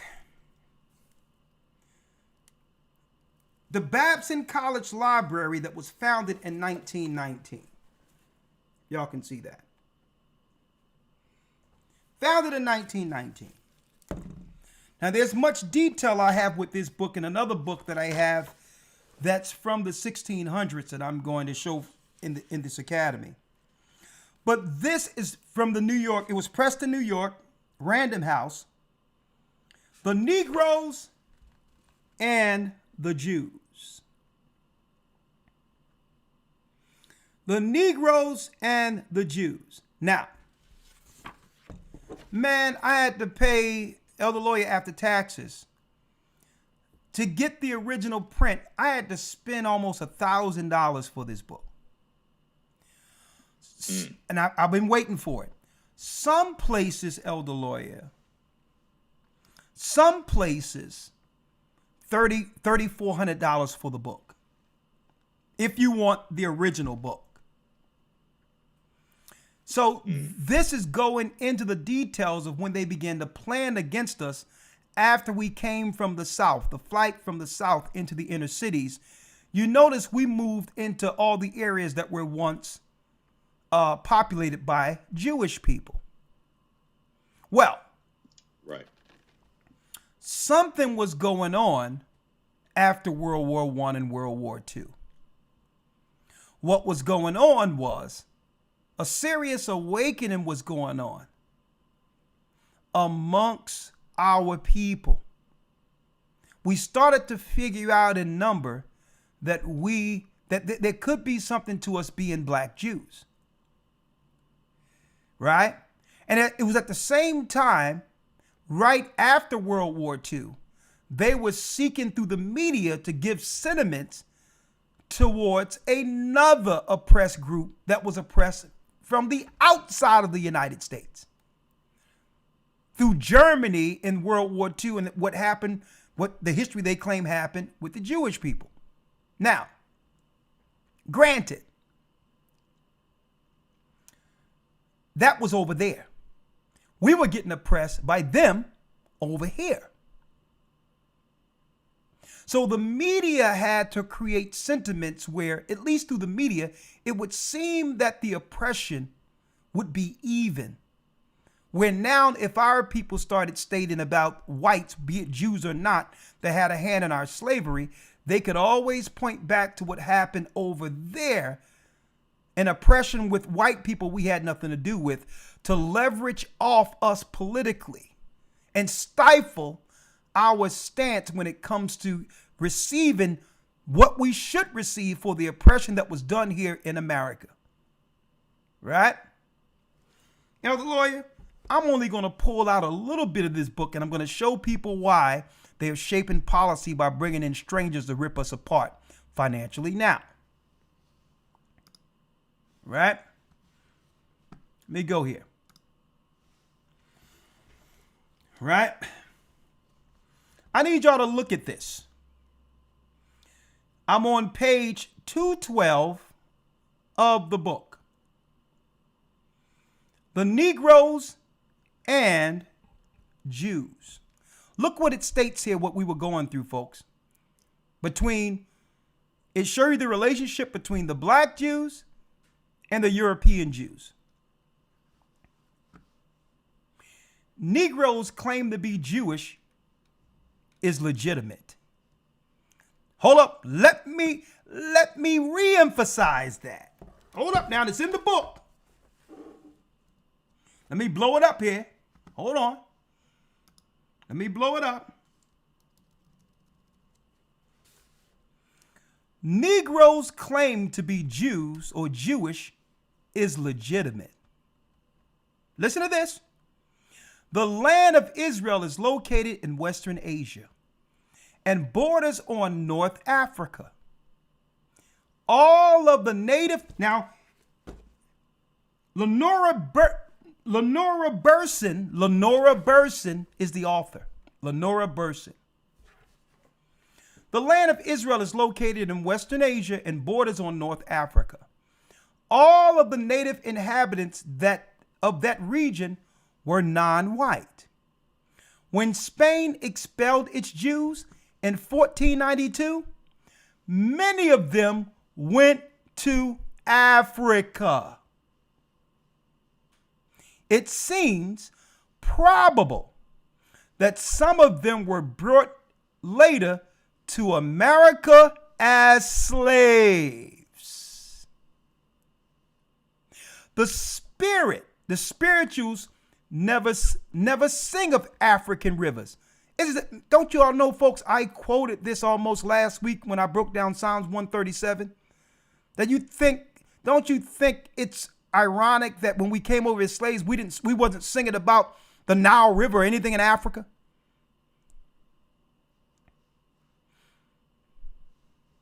It seems probable that some of them were brought later to America as slaves. The spirituals never sing of African rivers. It's always the Jordan or the Red Sea. They don't sing about African chiefs or kings. It's David or Moses or some other Jewish characters from the Bible. 10 years after Respit's self-conversion, his congregation was torn by dissension of militant black nationalism in the guise of the Black Muslim movement in 1958. Folks, they brought in the Black Muslim movement as a way of social warfare to break us out of the Bible, to misdirect this awakening. They brought in Elijah Muhammad and all of that under black nationalism to undermine what they couldn't refute historically. They wanted us to lean towards Arabs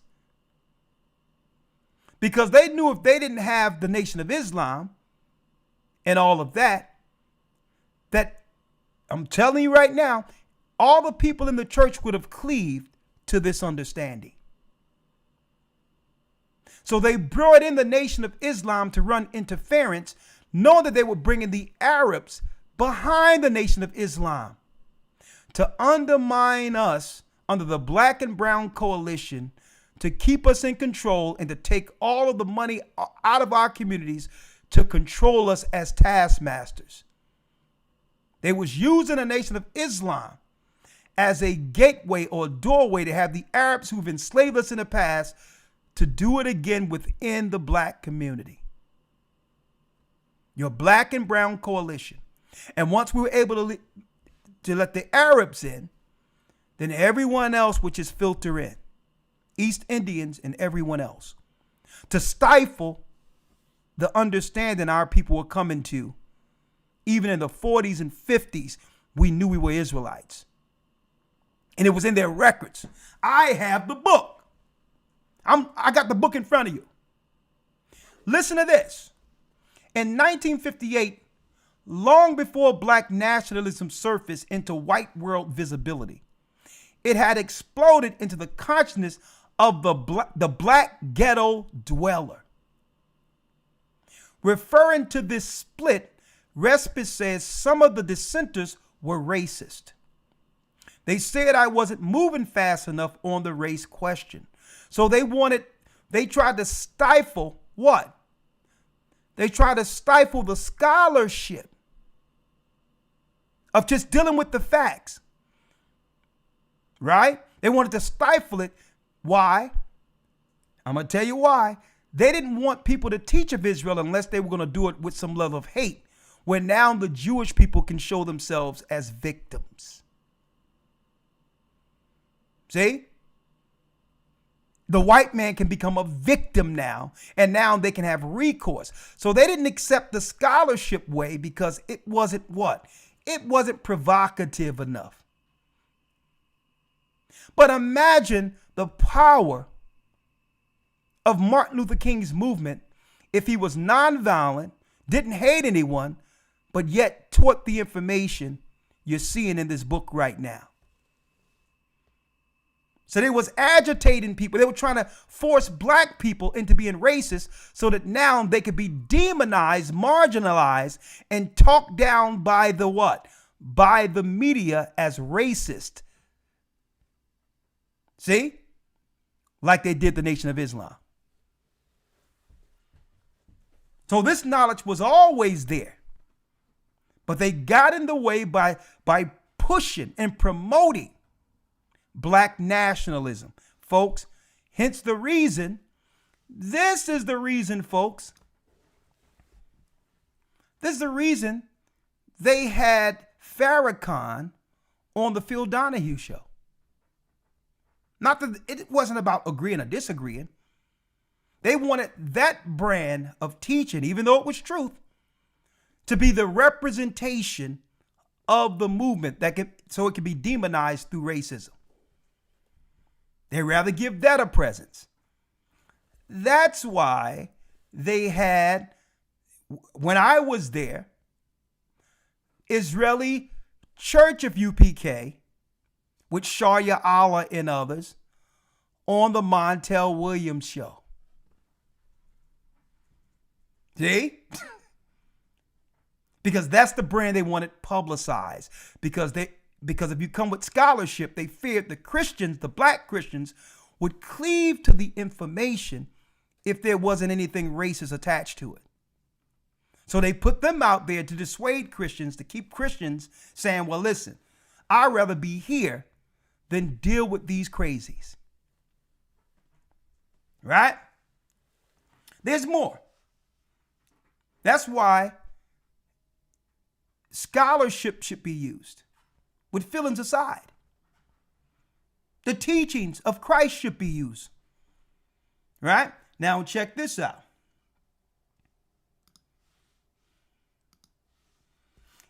It says, referring to this split, Respite said some of the dissenters were racist. They said I wasn't moving fast enough on the race question. They claimed I was being paid by the white man to keep things quiet. Oh, because he didn't want to be radical or show hatred. Right? Instead of being wise as a serpent, harmless as a dove.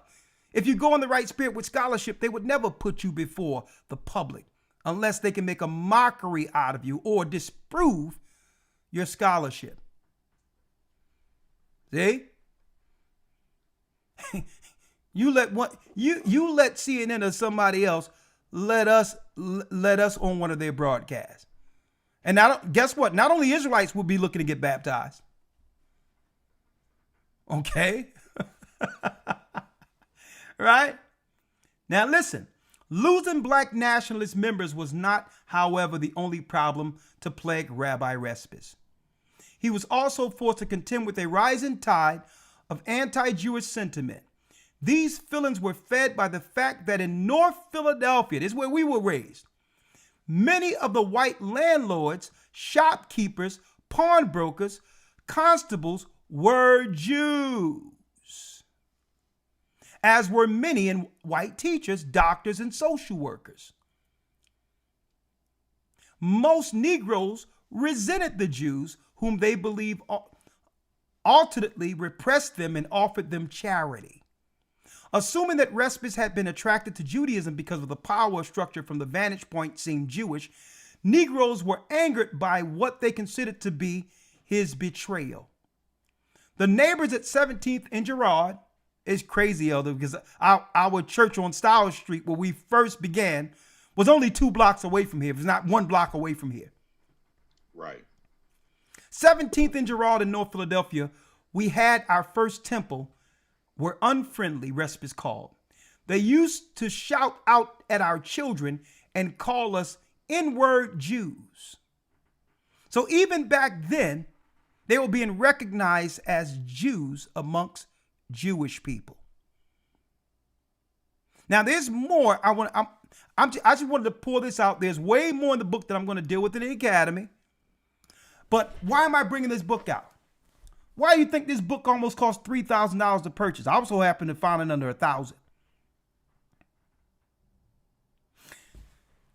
They were shaping policy the whole time to suppress the fact that we are Israelites. That's what their policy is about.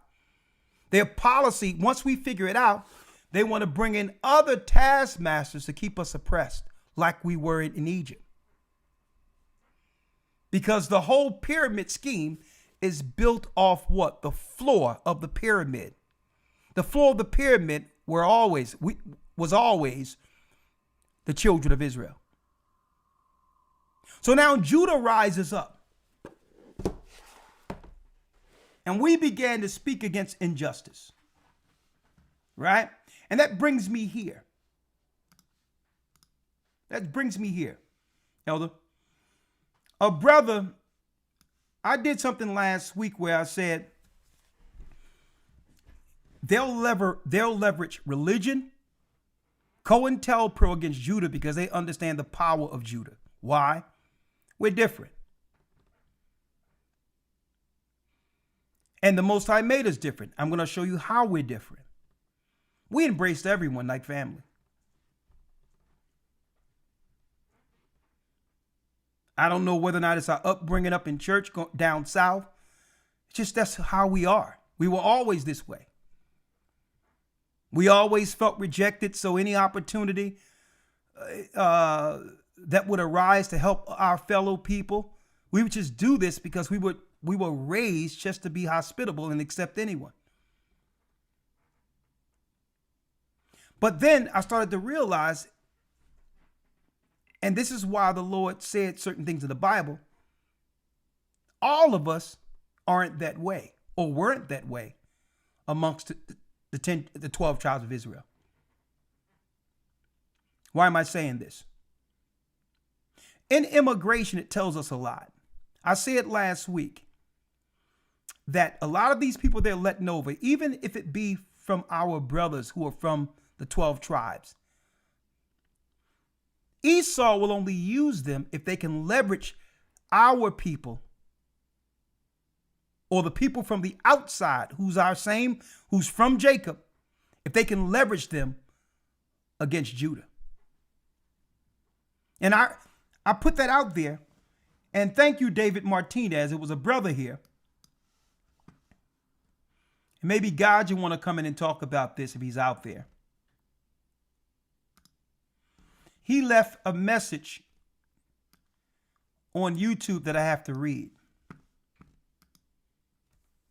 When I talk about how they let people over if they have a negative sentiment against Judah, against us. David Martinez wrote almost 24 hours ago a comment. He wrote, "Great lesson. My parents are both from Honduras. An elder is on point. They are brought up to think in these manners and don't know any better. I also believe that a couple of years back, they removed from the race section the Hispanic Latino option and forced us to choose under white. So his parents told him, listen, if you're going to fill out things, don't put who you are. Say you are white people. And I'm going to show you how dangerous this is politically. And we didn't know. We didn't know here in America that other people were coming in, identifying themselves under a white class. We had no idea. It's just recent we started figuring this out. Not that we mind. You can classify as anything you want. But I'm going to show you the politics to undermine us that's behind this. The Hispanic Latino option enforced us to choose under white. I always put indigenous, laughing out loud, but yeah, all praises be to the Most High. Hopefully we can put differences to the side and unite as the children of Israel again. Hand claps. So imagine being brought into a country as a child, telling your children, stay away from those people from the gate, and then tell them to get a privilege over the people who built the country. You need to identify as white. Now, why is this dangerous politically? Now, what I didn't know, that even Africans from Eastern Africa, people from India, can classify themselves as white. Blowing me away, right? I'm like, well, hold up. The Bible says that they should destroy the people through their policy. Now, why is this dangerous, folks? Well, money allocation through your budget is allocated based on group.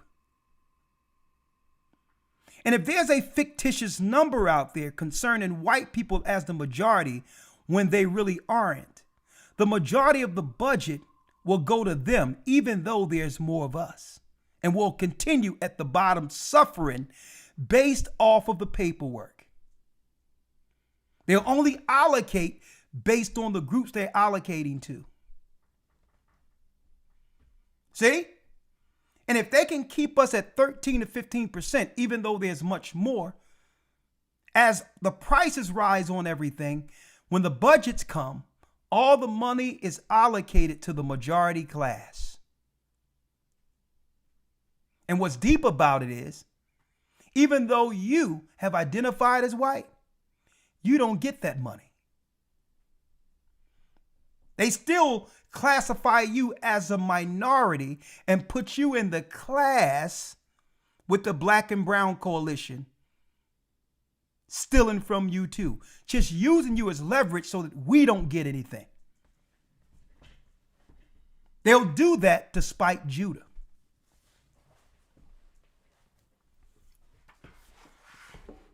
Now you see why they don't want us to deal with policy and understand how policy works. You'll start giving an account or asking for an account of your money. How is it I'm paying all these taxes and everybody else can come from nowhere, straight off a camel, and leapfrog us economically in a country our foreparents built? It's systematic.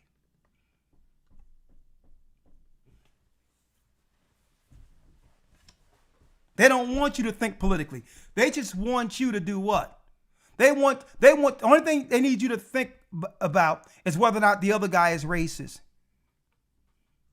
And make decisions strictly off of emotions, not realizing you're being undermined.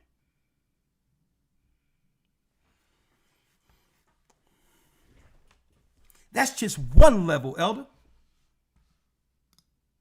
Now I got to talk about, and shout out to my brother from the same mother, Philip Scott. Sometime when other people come over, our own brothers, be it Benjamin, be it Levi, be it from Africa, they'll come over with a what? They'll come over with a preconception, a perception that's out there, a trope that we must destroy. And I'm going to talk about this. This is why the Bible told us this in the book of Zechariah. And you have to understand, I'm putting this out there, not that I feel a certain type of way. We're fine. We know as long as we do good by others, the Most High will return that in kind through blessings. I'm putting this out there because a lot of us aren't even aware of our prejudice against one another. And it's time for us to break that spirit, knowing that we have. Right? Let me put this out there real quick. And I want to know honestly, in an honest conversation, whether or not there's perceptions like this out there. Fair use. We go straight here. JBL.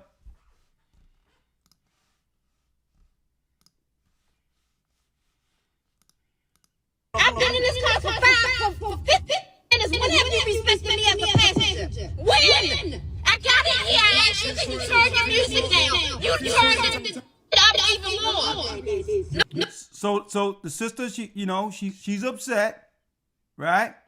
She's out of her spirit right now because she asked him, can you please turn the music down? And when our sisters get turned up, they get turned up. But let's keep it going. Now the brother driving her, even though, he shouldn't be going back and forth like that, find a way to make the peace. I would have just turned my radio down. But he responded back with, you're entitled. Now, obviously the brother's from another place, probably the Caribbean or whatever. He could be from Africa. I don't know. I didn't make out the accent. But he responds to her not with, I apologize, let me turn the radio down. You're entitled. Feel entitled because I'm a passenger. You're a passenger, but this is your job. It's not my job. It's your job. It's my car. Be I can take you out of the car anytime I want to. Guess what? I don't work for Then anybody. you do whatever you need to do. I don't work for anybody. I work for myself. Okay. Keep it. You know, I can keep you out of. It's my car. Please, she's not right. Don't worry her, please. Just go. Go like You black Americans, you're so entitled. Over what? You black Americans, you are so entitled. He says, you black Americans, Judah, you are so entitled. Now let me ask, is that the perception of Judah from the outside of America? Entitled? Where everyone can come from every place else and leapfrog us, and they'll intentionally give it to everyone else except the people who built the country. And they'll make you think that we had the same opportunity to come up as it was when you came and got something. When other people aren't blocked, when they automatically leverage off even our own people against us when they travel in as strangers. They use people to leverage off against Judah. Let me educate you here on why.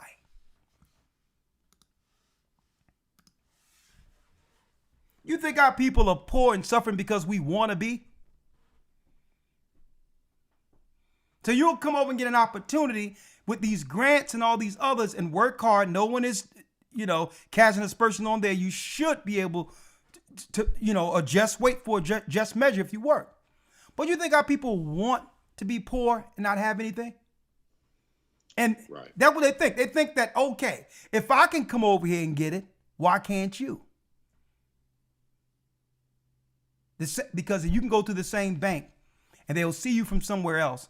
They'll give it to you before Judah. And I'm going to tell you why. They have no leverage over us. We've always fought against them. And they know there's no other place we can go because we built this country and we'll fight for our livelihood against them.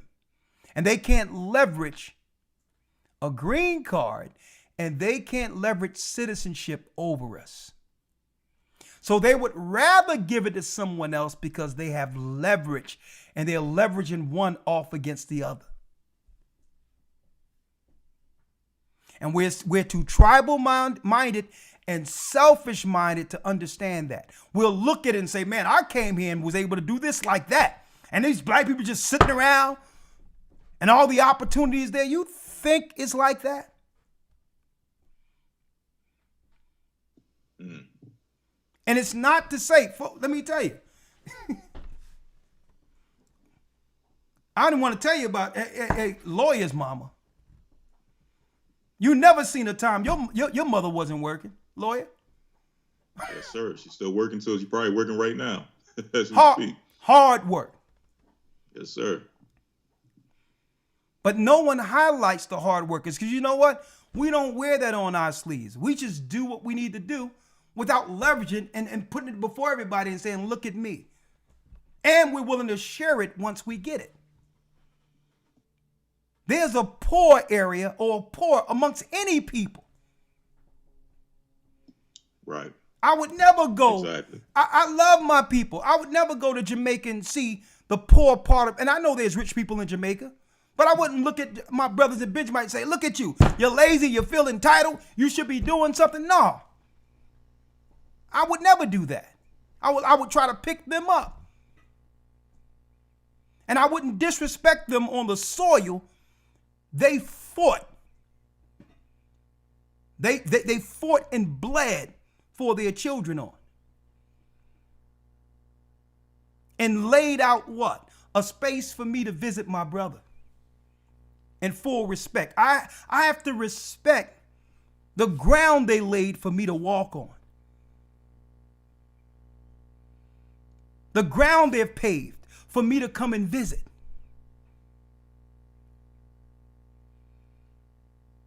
And I'm going to tell you, we got to break this thing where we're looking down on other people because it gives us some type of leverage with the enemy who's seeking to destroy us all. So any mind, this tribal mind, we got to kill this crap, man. I went over into England. They embraced me, Benjamin. Like family. I embrace them till this day. There's never a day if I have something that they'll always have something. Can you imagine me going over to the UK and talking down on them, knowing that their people have suffered and I know historically what they've gone through? Right.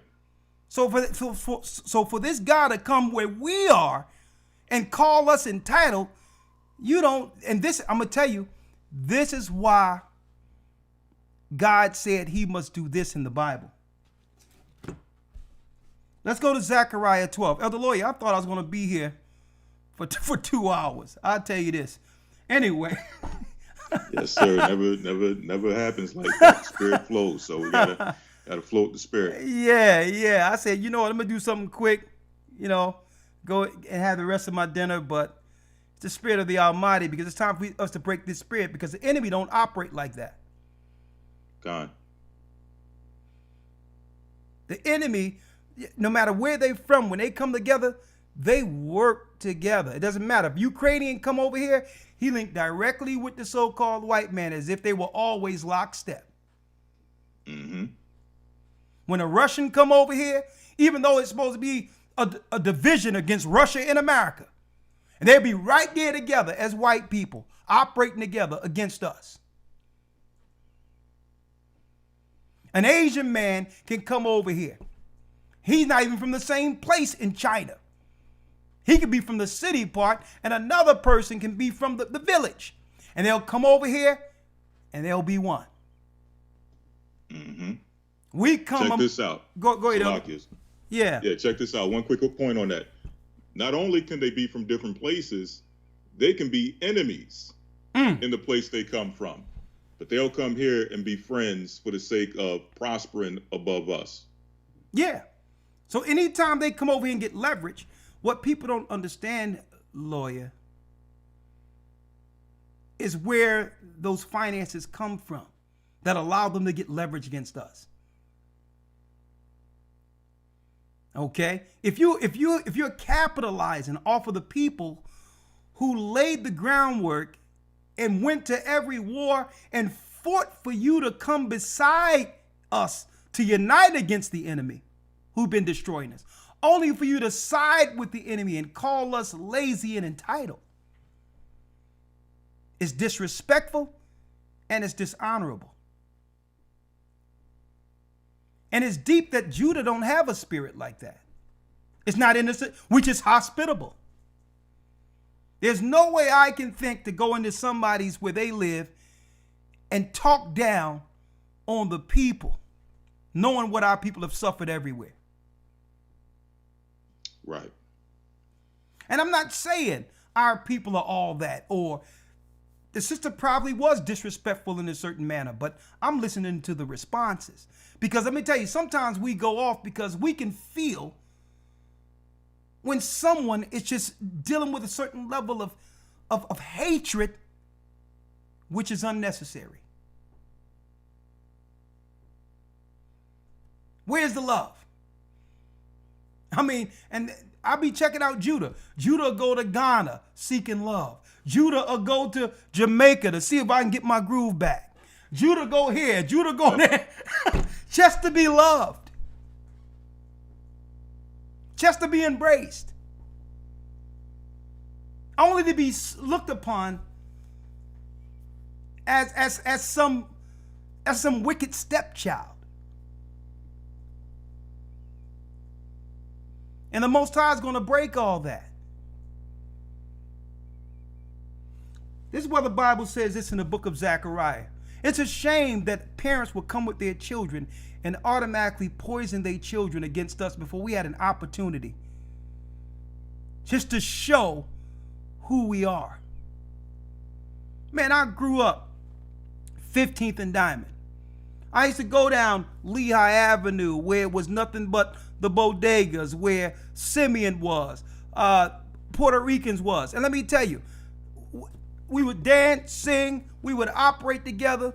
And man, let me tell you, no one could tell me, even back then before I knew I was Israel, no one could claim no one can tell me that they weren't my brother. Mm-hmm. And you can tell that sometimes there was this thing at first before the ice was broken. But once we got a chance to play basketball together and hang out together, come on my house, you know what I mean? Whatever the case is, my mother would cook. They'd be like, man. They would look at me and be like, man, your house ain't no different than my house. I don't know why I had this misconception. And they would stay at my house more so than I would go to their house.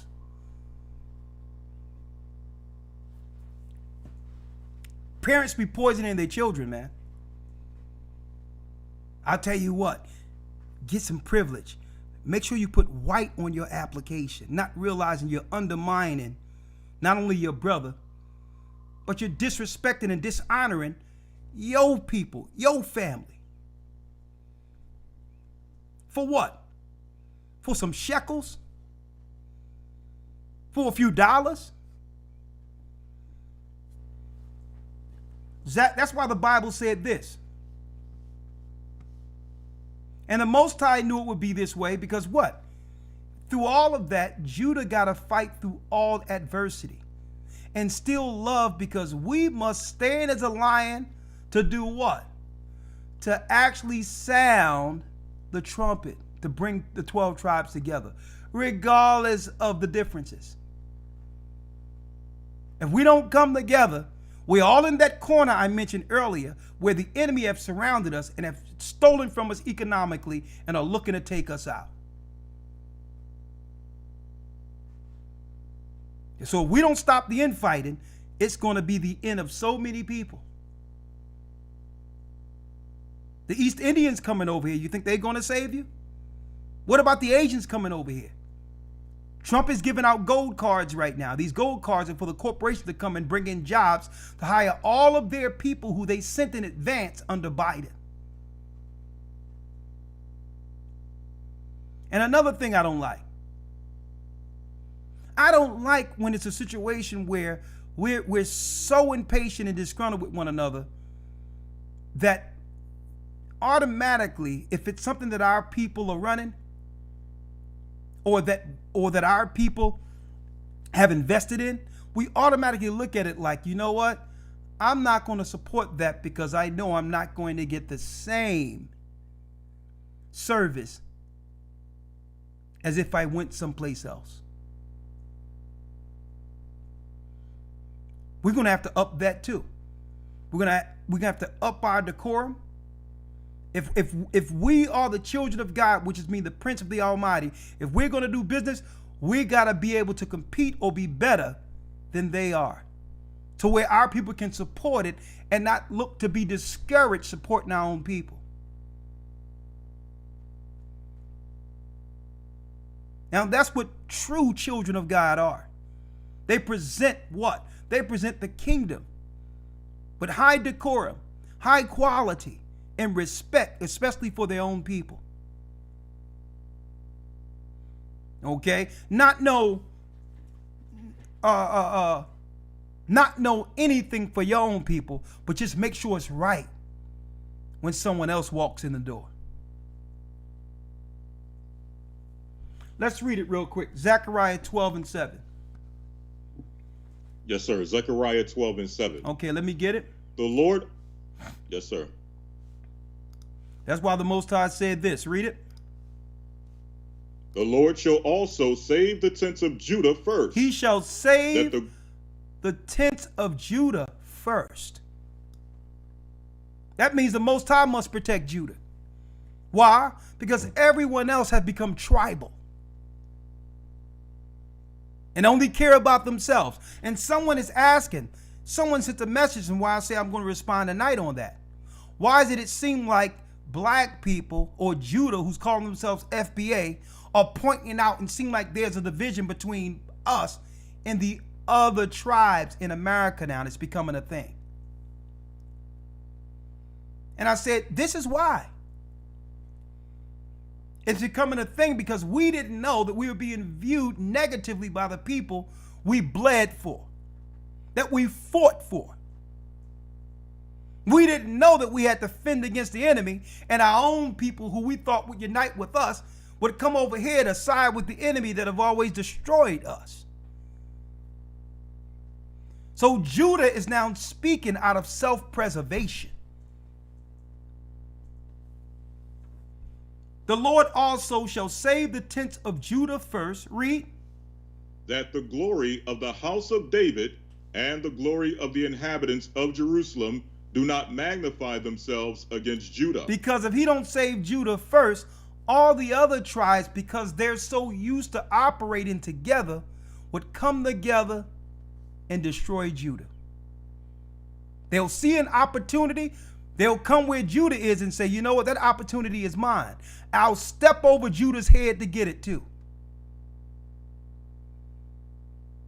So the Most High had to say something like, hold up, Judah. You know that you don't have to, it's not just the enemy you got to worry about. You gotta let your people know when they're being leveraged by the enemy against their own brothers and sisters. Because sometimes we do it without even recognizing it.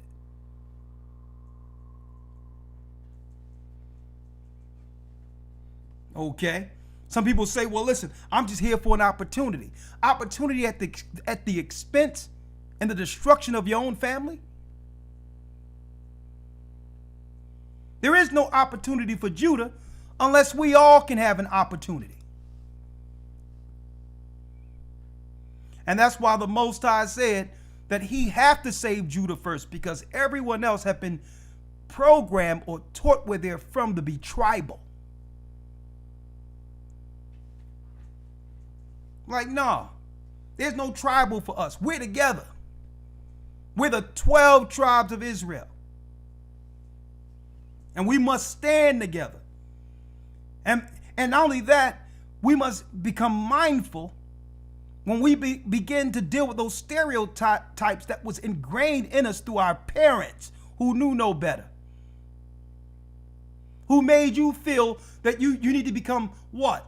Racist or even colorist against your own people. When Esau, I'm talking about the enemy, the top dog, I'm talking about people who's conspiring against you. Let me tell you, folks, they'll use any level of warfare if it means dividing us.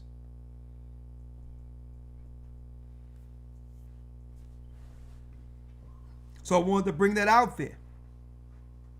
That the tents of Judah first, that the glory of the house, because each tribe, if they weren't careful, they would come over and come together and say, you know what? Let me get in city council and make a way for my people coming over, and let's destroy Judah. If there's an opportunity, of course I'm going to just subconsciously think of the people who came up with me first, without even understanding how many people that's Judah, you're taking something from. It's time for us to put everything together and work together, because the enemy has begun to pull out all the stops and the bank is closed.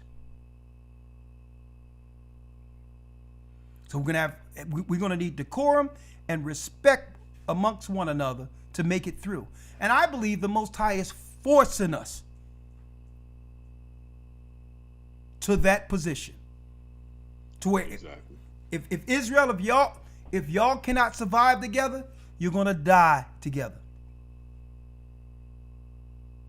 And that's why I brought out the confusion and wars against the black Jews. They have books out there that they won't even allow you to get there so high, stating what they feared decades ago. They even came up with the black Jews, not the black Jews, the black Islam nationalistic thing. They finance that so they can stop the conversation of our people claiming to be Jews back then.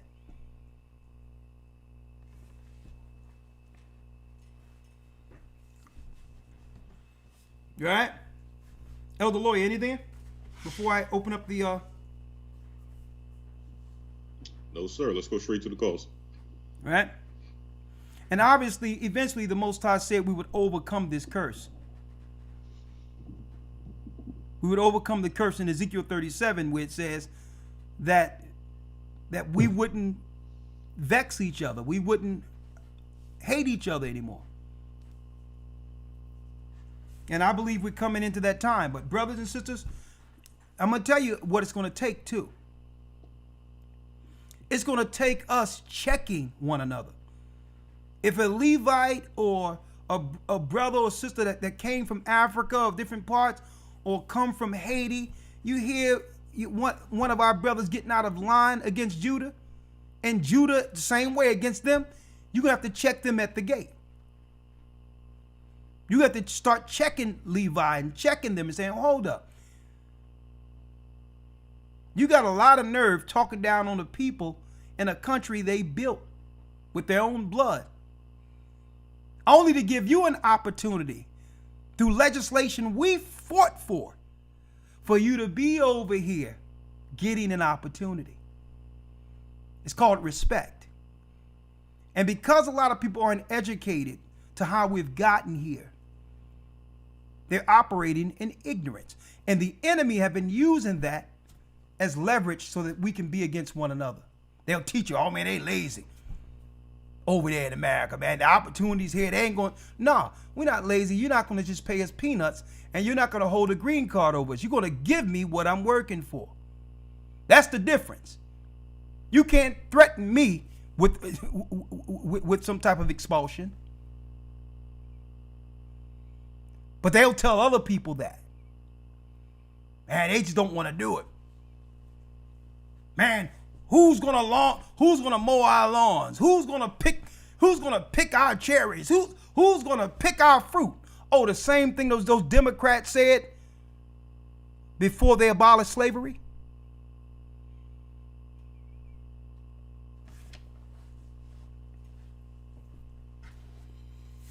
Woo! This is gonna be a deep year. It's gonna be a deep, deep year.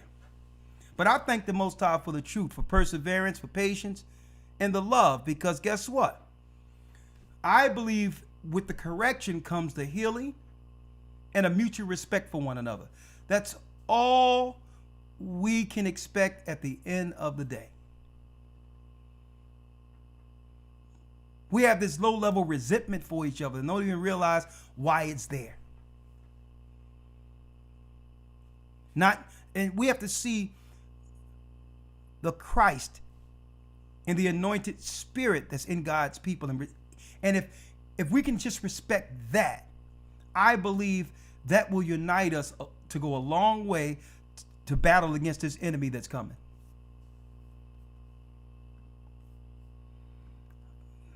Well, that's it for my 2 hours. I said let's go. I got some announcements, but before I do my announcements, we got to stand together and stop hating one another. All right. If anyone have anything to say on this, here's an opportunity. I've opened up the Zoom. Thank you, Elder Rawchaa, and thank you, Dell, for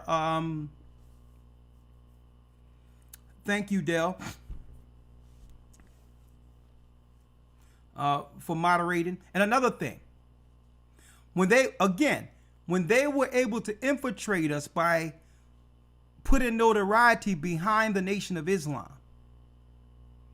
that opened the door for the Arabs to come through and take all the nonprofit money out of our communities and build mosques against our core belief in God in the Bible.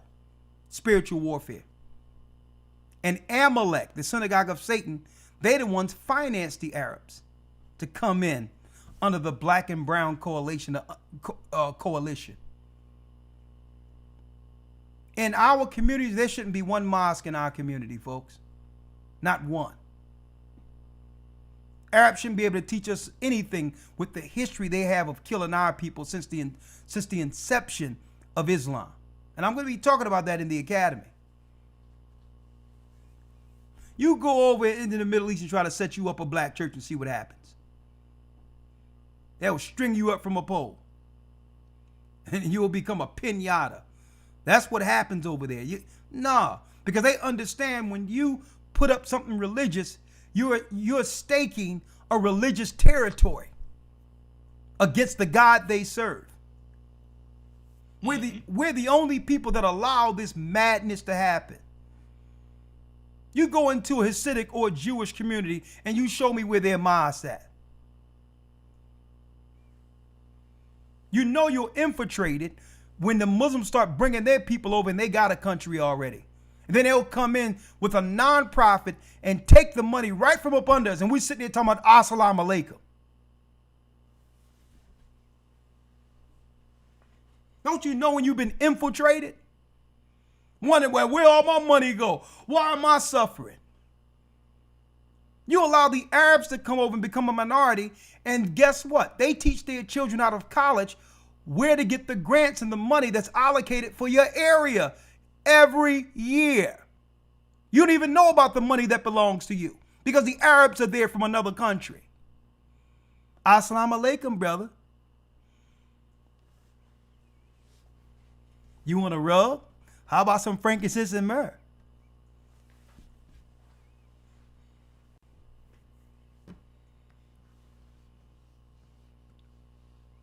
Our people better wake up, man.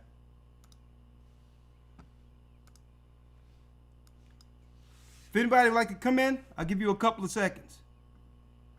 Through policy, they shall destroy many.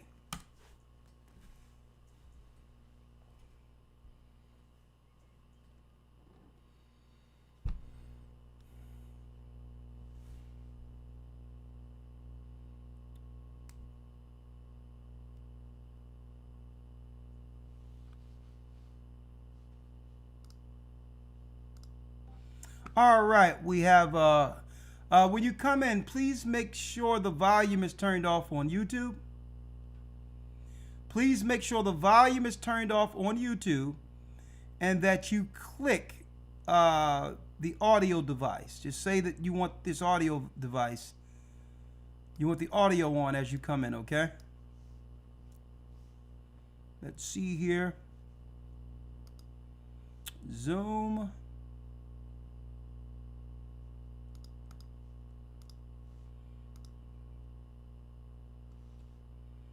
Zoom meeting.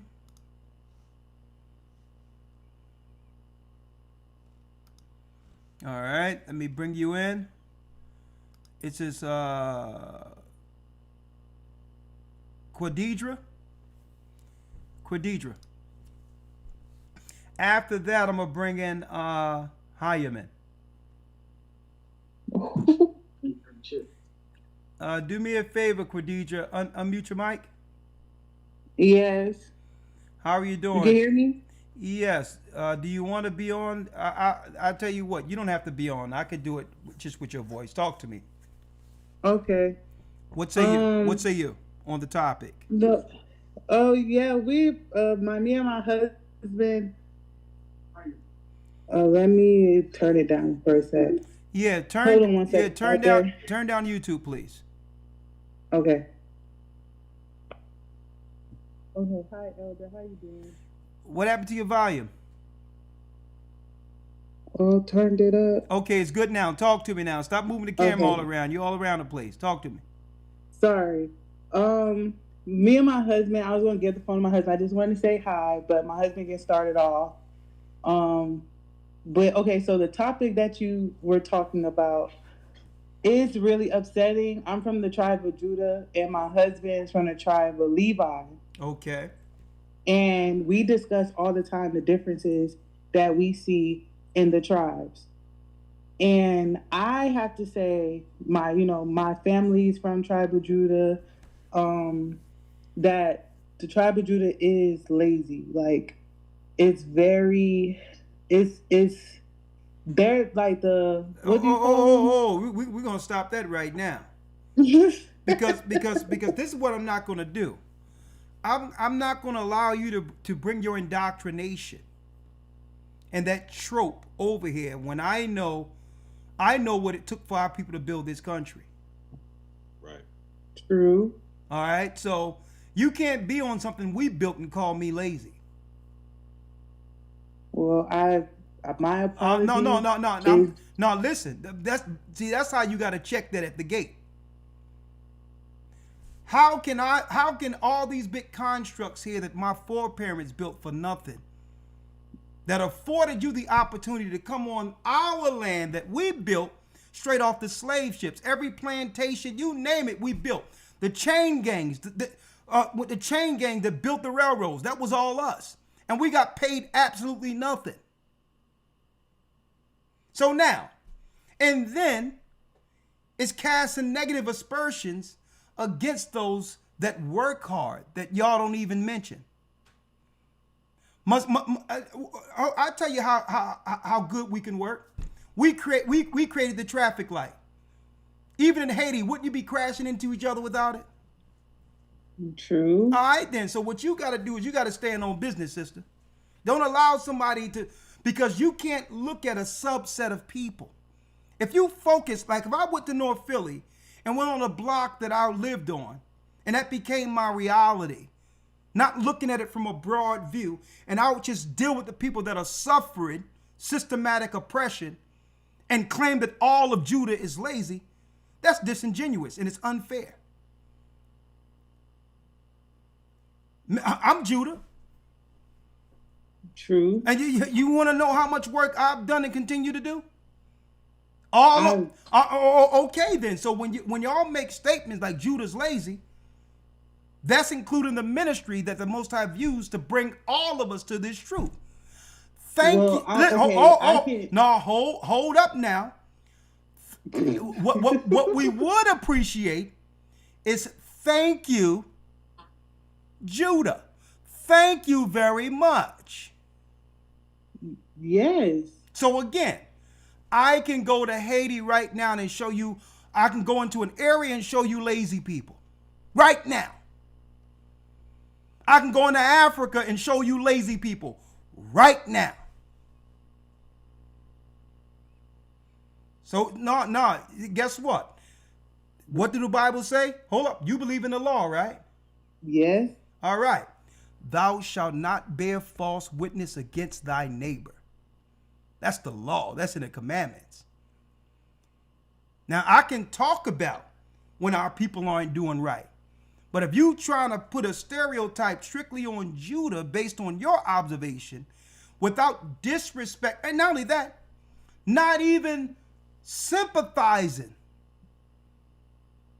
to what have brought them to a point where they're broken and can't do anything based on building something and not getting nothing out of their work while everyone else come and build on top of them only to claim they're lazy. I'll tell you what, how old are you, young lady? I'm about to give you a history lesson. How old are you? 30. There you go. It's wet behind the ears. Okay. My husband's right here. Okay. He's 31. Okay, he's wet behind his ears too. Let me drop something on you. Let me drop something on. Let me give you a history lesson. Okay? Well, Elder. No. I'm going to speak and then I'm going to let you speak. Here's a history lesson. They let dogs out on our people. I know. Okay, hold up now. We fought for the rights. Even the amendment for immigration wasn't immigration. It was to allow the slaves to become citizens. Which means if it wasn't for us becoming free slaves, there would be no such thing as immigration or citizenship for Americans. Citizenships for foreigners wasn't supposed to be on the books. The only reason citizenship was established is because they needed to put a place for freed slaves. And guess what? After civil rights, it was our brothers and sisters dying, fighting, and we were the vast minority. The only leverage we had against the enemy is the fact that we were the workers. And that we would hold back the labor if they don't do right by Judah. Right? That's the leverage we had. Guess who took the leverage away from us? When we stomp for our brothers and sisters and say, listen, there's more white people than us. We're going to draft a legislation so that our brothers and sisters can come and align themselves with us so that we can outnumber the white man to fight against injustice. Instead of the brothers and sisters coming from Haiti and coming from Jamaica and coming from Africa to align with us against the enemy, they became the labor who now the enemy can use as leverage against us. We now cannot even use boycotts to make them do the right thing because everybody else is willing to do the work for less. So, sister, I'm giving you a history lesson because people believe the tropes. They believe what they see on TV. They come into the country without studying good history. And one thing I do in respect, even when I went to the Greek islands, I was at the step of the wise men that were there in respect of their history because I didn't want to disrespect or dishonor the legacy of their parents who made the country what it is. Even though I know who I am, that's proper decorum. So again, sister, you can point to something negative amongst our people, but there's nothing you can point to that I can't point to anywhere amongst Israel, be it in Africa, Jamaica, Haiti, you name it. I can find you. The same thing you can say about Judah, I can find everywhere because I've been in other places.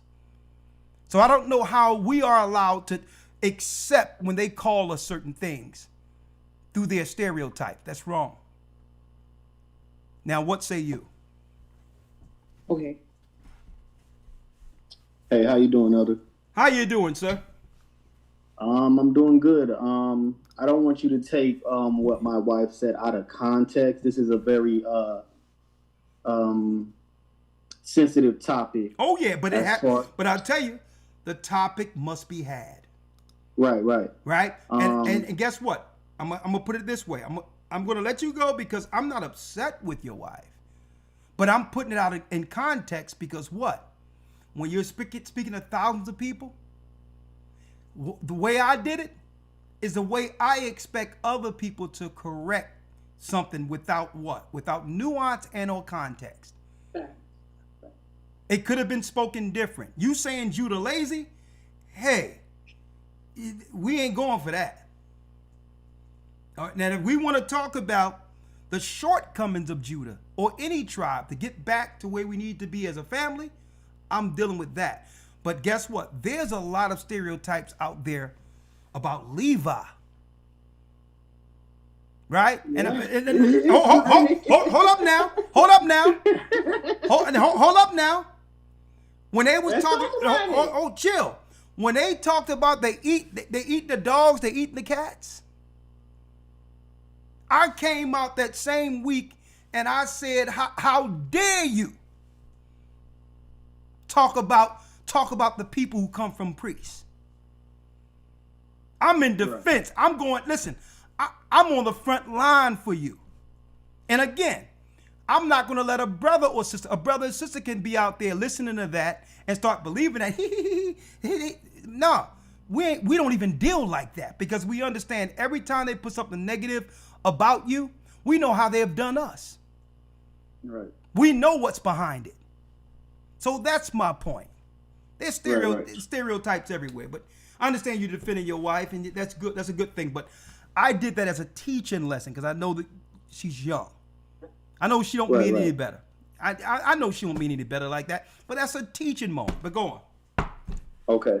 The statement that she made, I feel like that was more pertaining to the Judites that she knows personally. Okay. That was not to say it's the majority.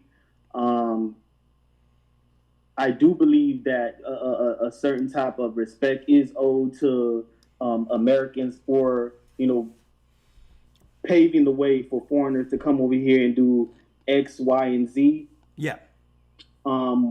We discussed a lot of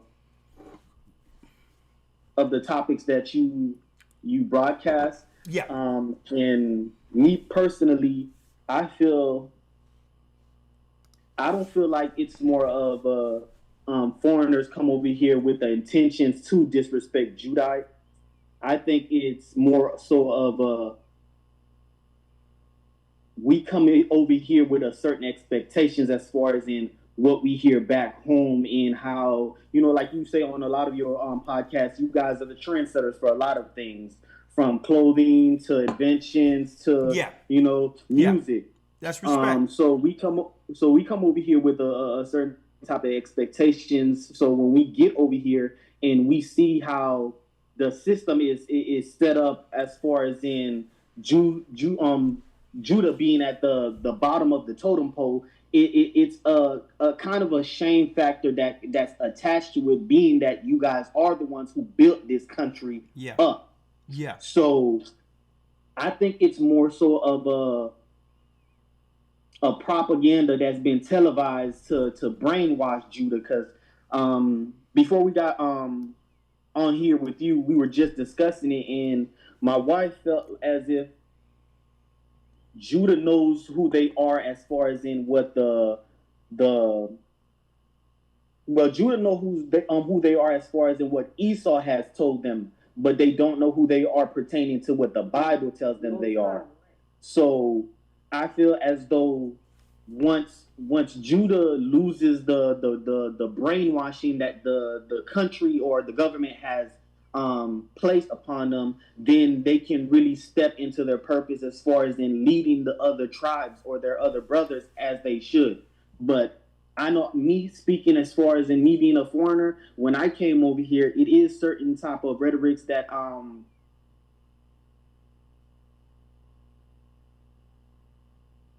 What you got? Talk to me. You lost your thought? I'm trying to find the right word, because I know you're very passionate about this. I don't want you to feel like no.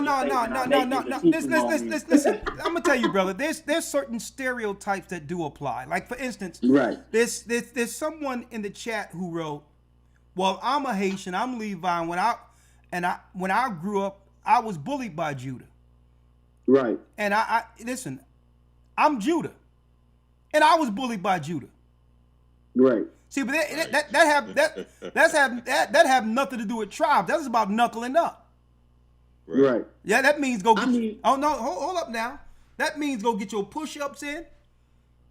There was a boxing place right around the corner. My father took me to, and I learned how to hold hands, hold these hands, know how to duck and get those ribs happening. So the whole deal is, when it comes to Judah ain't trying to figure out let me see your Haitian card. Let me tell you, Judah rarely know whether or not they are amongst other tribes, unless someone say, well, my family is from the Dominican Republic. My family is from Haiti. As far as we know, when people come around us, we're all black. We don't even, growing up, we didn't think in those terms. Right. Unless someone told us they were from someplace else. So no, okay. I'm not going to go for that thing. I'm not going to stereotype Judah for bullying people when I know that, listen, that you gotta knuckle up growing up where I grew up at. I don't care what tribe you from. Right. If I may, yeah. It's just, piggybacking on what the statement that you made. It's so, and bullying happens everywhere. Listen, I get what you're saying. Okay, sometimes. Let me ask you this, because, and you be honest about it. Right.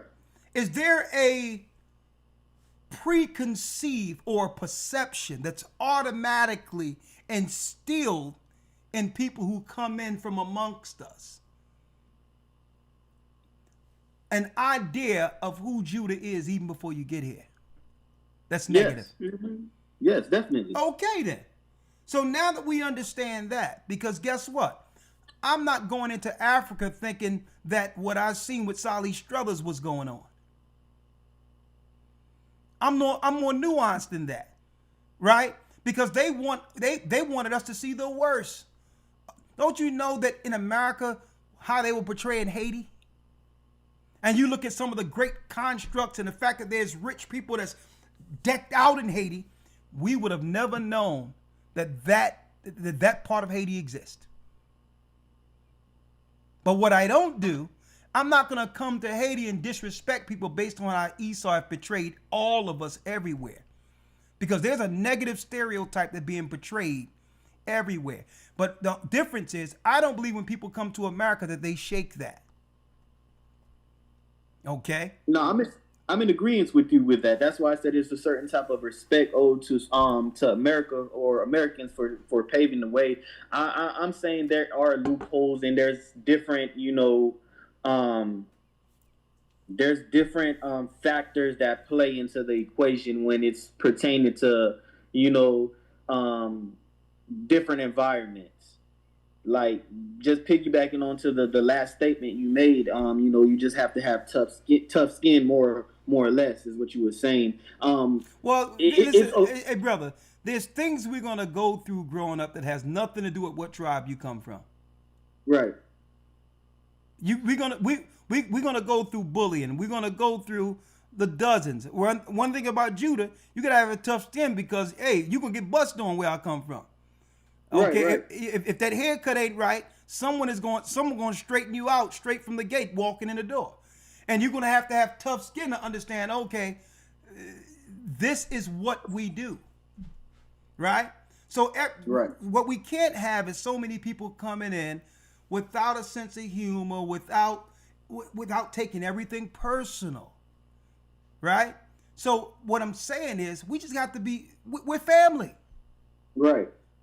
We got to stop this thing where we're taking sides and understand that there's nothing that you can experience amongst Judah that at some facet you haven't experienced, even if you were just amongst Levi. The same thing. Right. The same thing. I'm in agreement with you. Yeah. And this is not us, opposing what you're saying. We're agreeing with you. We're just saying that there are other factors that play in the matter, and it'd be easier for foreigners to come over here and just jump on board with Judah if Judah was to, I guess, depict themselves in a different way. Like what? I have a question. Was that Elder? No, like what? You say depicted another way. What you mean by that? Because I got to get to the next person. I got a whole line of people that's ready to come up against this thing. Right. Depict themselves like they run stuff. Like foreigners, like I know as a black foreigner, I'm hearing about America being the best country. I want to come over here and see black people run stuff. I don't want to come over here and see black people acting like we need permission as if we didn't build the country. So that's why I say it's a certain type of... Hey, brother, you're talking about 43 million people. No. So this is what I'm saying. So listen, temper your expectations, right?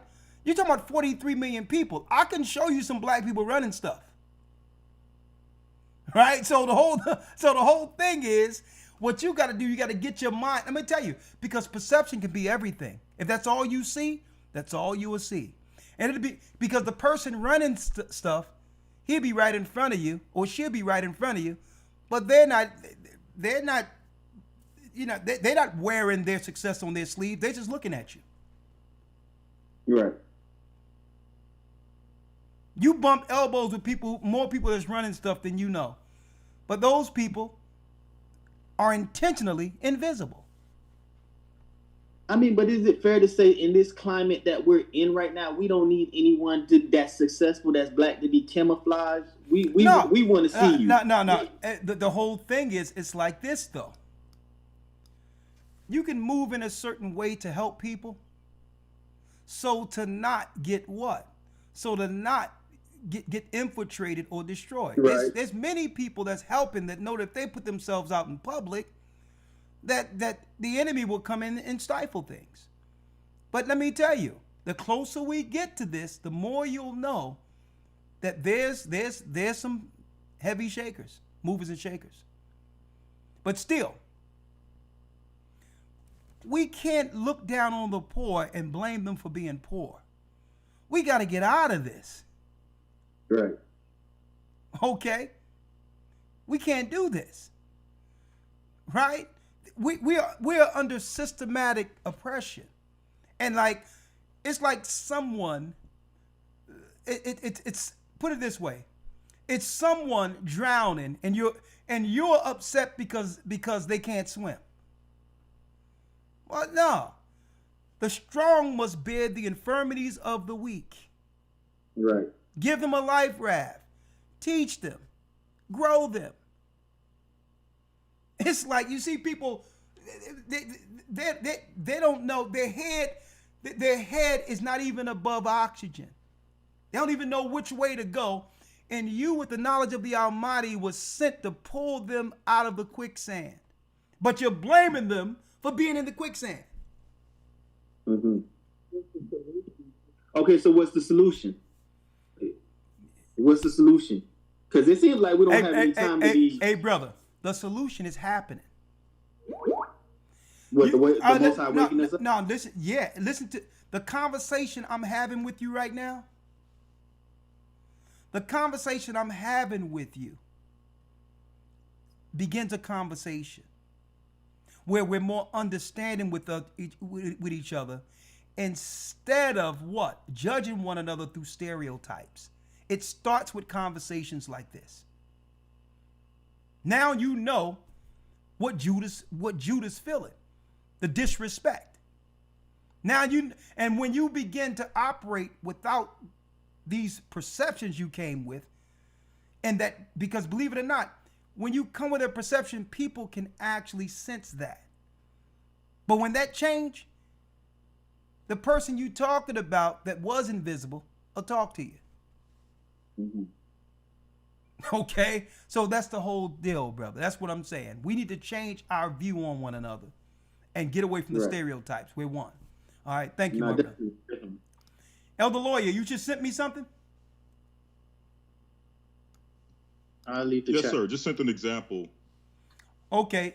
I know, Salakia. I'm hearing myself coming through. Okay, you said you sent. So yeah, I would. Go ahead. Is your video up? Yeah, I was just sending an example of. I know the brother was mentioning. Put your video up. All right, you see me now, right? Yeah, I see your video now. All right. So again, it's just more so going into an example similar to what you showed earlier concerning the teaching moment. When people make certain statements, like for example, the brother mentioned that when he comes here, he expects to see situations where Judah is running things, and a lot of what people are expecting to see, we have already accomplished and done. The thing is that a lot of those successful, affluent communities that we built were systematically destroyed.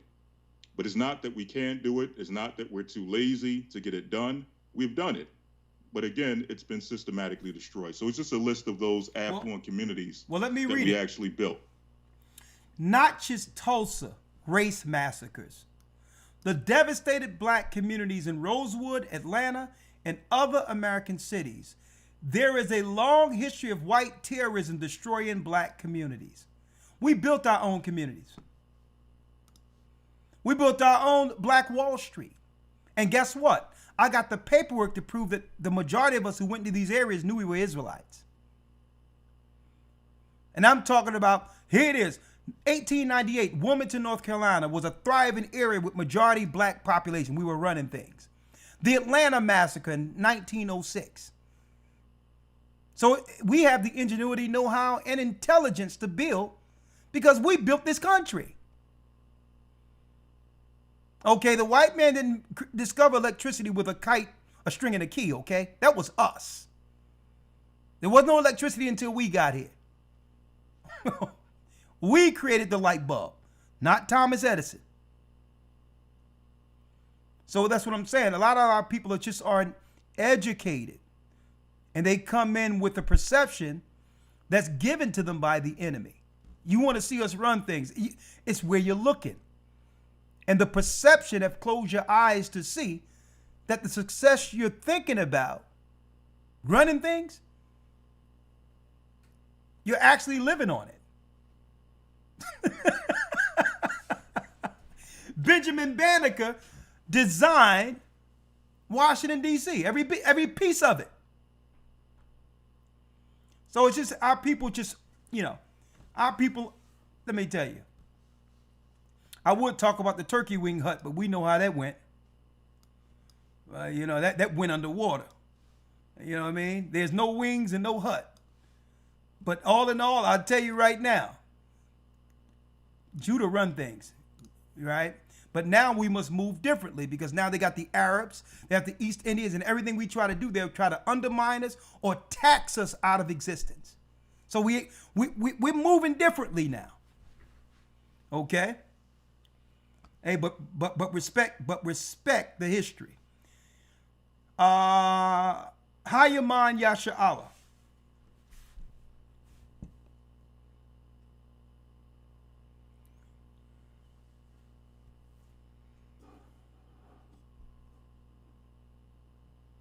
Someone says that we are counseling people to call Babylon home.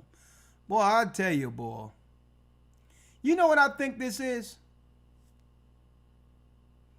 I think people are disingenuous, dishonest. And that's why, I never put words in people's mouths. Right? Tell me, I counsel people to call Babylon home. That's what they got from this broadcast. I'm talking about a respect factor. Right?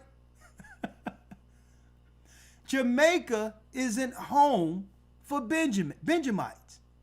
But if I go into Jamaica, I'm going to respect those who stomped down and made war, the Maroons, who fought against systematic oppression. I'm not going to be there disrespecting the Maroons. Right. I'm like, Lord have mercy. I mean, I think after 9:30 it become troll hour. Okay, we have Hayaman Yasha'Allah. How are you? All praises be to the Most High. Blessings, Elder. Blessings, my brother. How are you? I'm doing well. Blessings to you, Elder Lawya, all the elders, double honors. Man, yeah, you're right on, Elder. It's the respect. There's no man. It's like a man who created a house and bring his family to his house, and then another man come in and call him lazy. It's just as simple as that. So we all together. When I see this conversation, it's great. It's like the Willie Lynch letter, so to speak. Yeah. We got to get that out of our mind. We together. Yeah. Judah is great. Levi is great. Benjamin is great. We fought together. Yeah. Man, so listen. It's time to... Man, everybody know, man, I love Benjamin. I mean, I'm about to eat me some oxtails in a couple of minutes. Man, I got some oxtails waiting too. I love Levi. I love everything. I love Ephraim. I love Simeon. So all of this stuff, man, listen. We have to keep that, but for some reason they think everybody can come in and just disrespect Judah, right?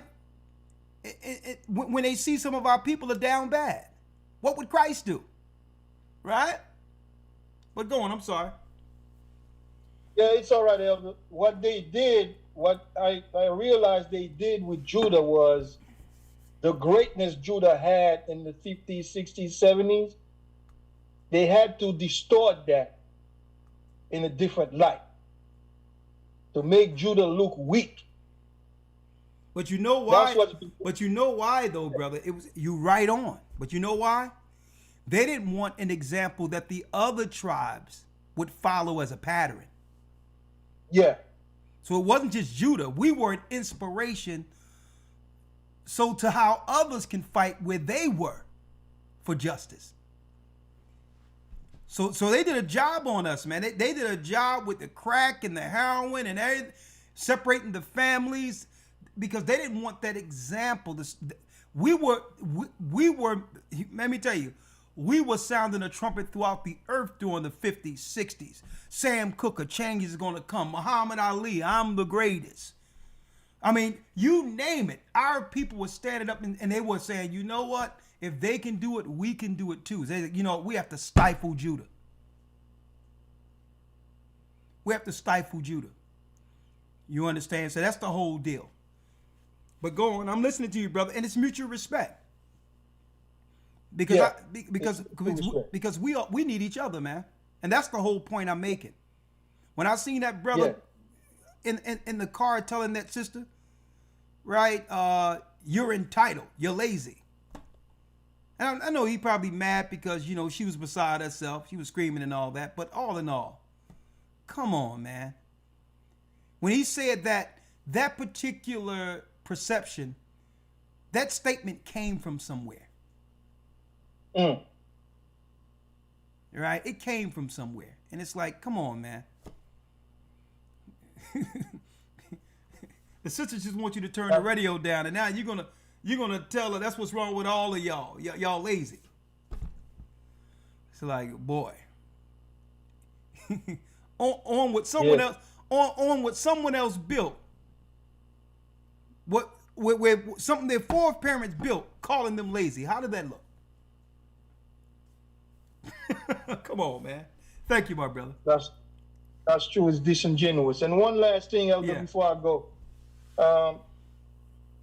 Hold up. Someone says that they enrolled in the academy February 24th and haven't received anything.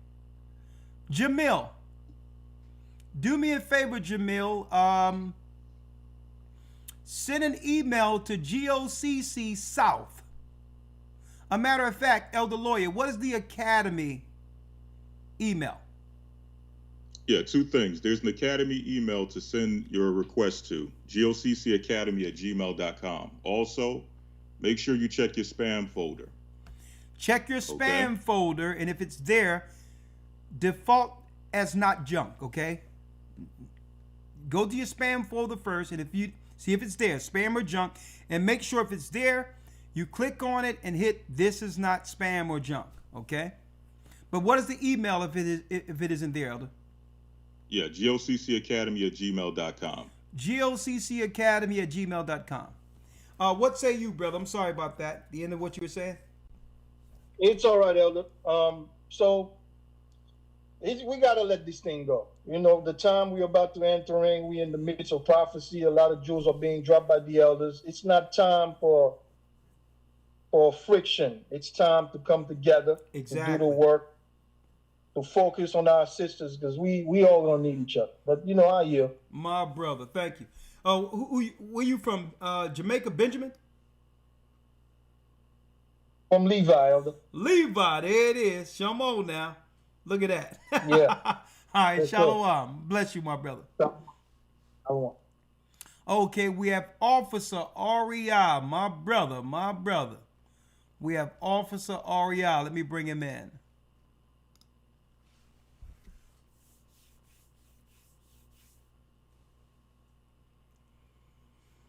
What's going on, Captain? Hey, shalom, Elder. Can you hear me? Shalom. That's the brother from Vegas, right? Yes, sir, Elder. Shalom. Oh, my gosh. Elder, Shalom. You got me over here. Shalom. Yes, Elder, I have so much to say. Yes, sir. Double honors. First of all, tell them where you from, my brother. Oh, I'm from the Las Vegas body by the way of South America, Guyana, and I just came back from there, Elder. Guyana, talk to me. I just came back from there. Blessings, talk to me. Yeah. So, Elder, man, Khan. You know, Elder, I mean, everything that you're saying is spot on. And I will say, I can speak from my personal experience that when I came up here, this was back in the 90s, Elder, that the older generation had that perception that when you go to Babylon, because they called it Babylon, they said, watch out for the young black men there because these things can happen. But what I've learned, and yeah, I experienced bullying just like you said, who hasn't? But what I've learned is really what it does is it magnifies how important this truth is in Christ. Yeah. Because what it has taught me is appreciation for Judah.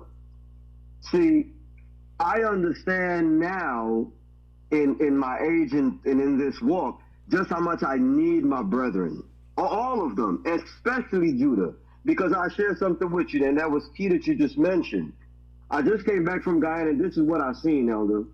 While our people are down there sitting on land and resources and things of that nature, they do not have the spirit of government like Judah has. Because Judah was able to accomplish so much when it comes to cities and things of that nature. And here is another thing that I learned that really, and I'm going to put this out there like this. With this truth and Judah going forth being the ambassadors and bring it from a perspective of like how there's Black History Month. If the other tribes knew that history, because we weren't taught this, I learned a lot of the history of Judah as an adult. The inventions, the cities, that is not taught in our curriculum. We are more so very educated in math and these different skill sets, Elder, and a work ethics, so that when we come to Babylon, we get absorbed in, and it works just into what you were saying. We come in and we think we're getting top dollars because the money, when we think of building up back home, we send it back home and we just build our houses. And then we look at it as a fact like, oh, Judah is lazy. No, it's not that. They understand the value of what they're worth, and they're not willing to just work for any old thing. Whereas we come in brainwashed and we'll do it. So there's no unity as a nation, and we play right on into the hands of the oppressors. So this topic, this conversation tonight is monumental in us coming together. Because I say this all the time with my Judah brethren, man, if I could take 10 of y'all where I'm from, just y'all, I know we could take it over. And what I just experienced when I came back from what I seen, I'll give you one example, Elder. I went down there, one of the sisters that's baptized in, everything went well with the Shabbat. I got pictures and videos I'm working on to get to you. But the sister told me a sad story. Family sitting on land. And the father is ready to do business with the Chinese and push her out. And I said, no, I said, you fight for that because you were there first. And I'm like, man, I said, there needs to be some counsel in here. Because this is the system of prime minister. The Chinese see this, they know this. They want to push her out.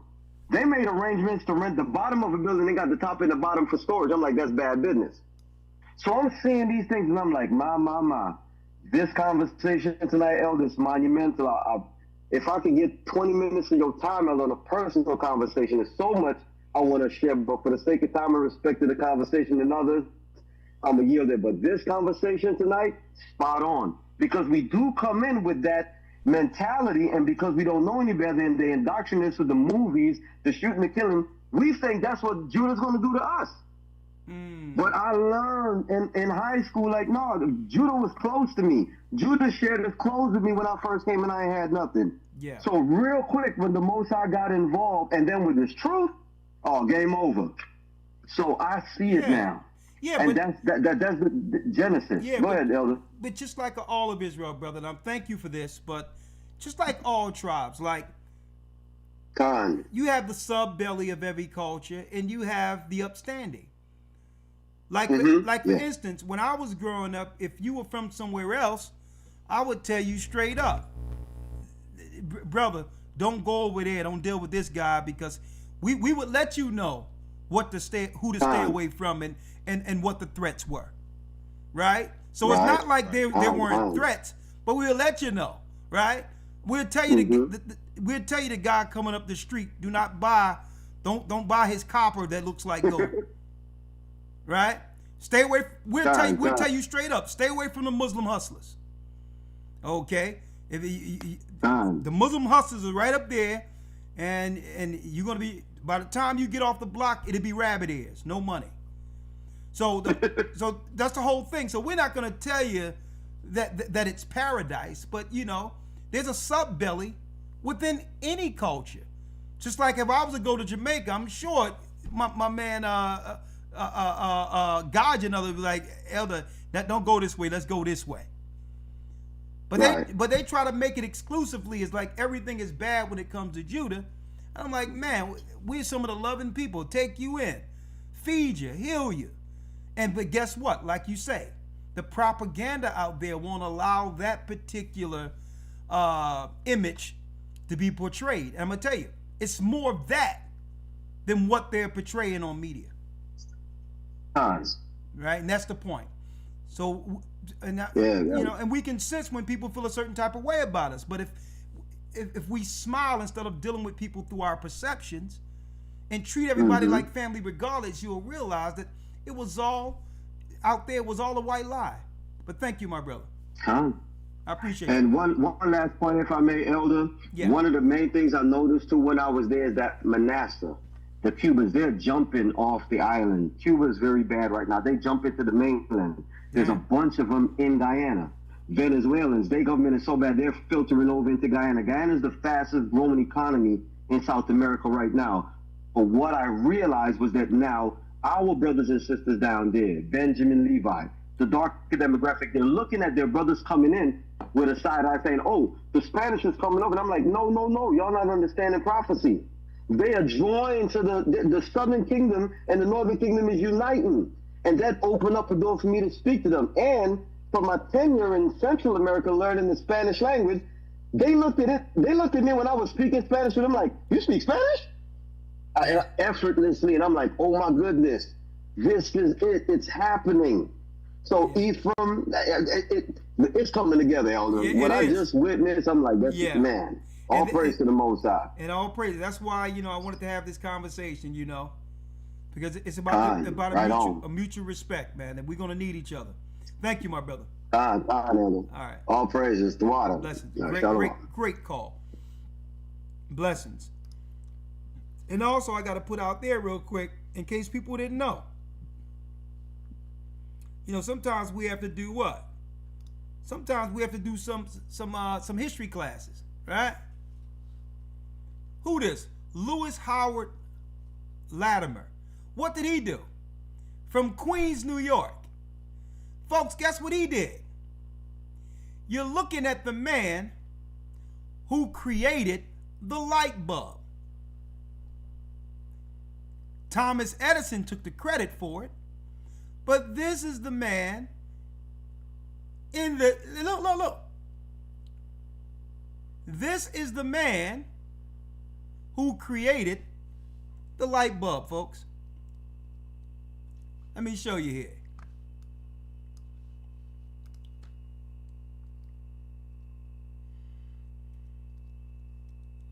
See that? His inventions included evaporative air conditions. How do you like air conditions in summertime? Huh? When it's hot out there. How do you like air conditions? Air conditioner system. Improved process for manufacturing carbon filaments for electric light bulbs, folks. It wasn't Thomas Edison who discovered the light bulb. And they don't even want to mention the brothers who was working, who Nick Tesla was getting information from. He also improved, every time you go to the bathroom, remember this when y'all disrespecting Judah, and improved the toilet system for railroad cars. all that traveling and have to use the bathroom. Guess who invented the system where you can use the bathroom and not have to worry about stopping between stops? He joined Edison Electric Light Company, where he worked as a draftsman. Folks, I can do this all night and show you what Judah contributed not just to America, but to the world. So these are the things people don't know when they try to claim Judah's lazy. Okay? Put some respect on Judah's name now. What I got to do? And that's what we have to have. When people come over, they have to get educated. Straight up disrespected. We ain't going for it no more. Coach Bowen. Coach Bowen. And that's what we have to have. When people come over, they have to get. All right, Coach Bowen. Mute YouTube, please. It's muted, Elder. How you doing, sir, Coach? Shalom. Yeah, I'm in your academy. I know you kind of briefly spoke to me Sunday. Bruce Strength. I remember you. How are you? I'm good. I still haven't been able to get in touch with nobody. I end up replying, and me and another member end up. I don't know how we end up getting each other's numbers, so we texting each other. I'm thinking I'm talking to an elder, and yeah, so I wasn't able to speak to Elder Dale. So I really needed that information. Like I said, I've been trying to get in touch. Okay, one moment.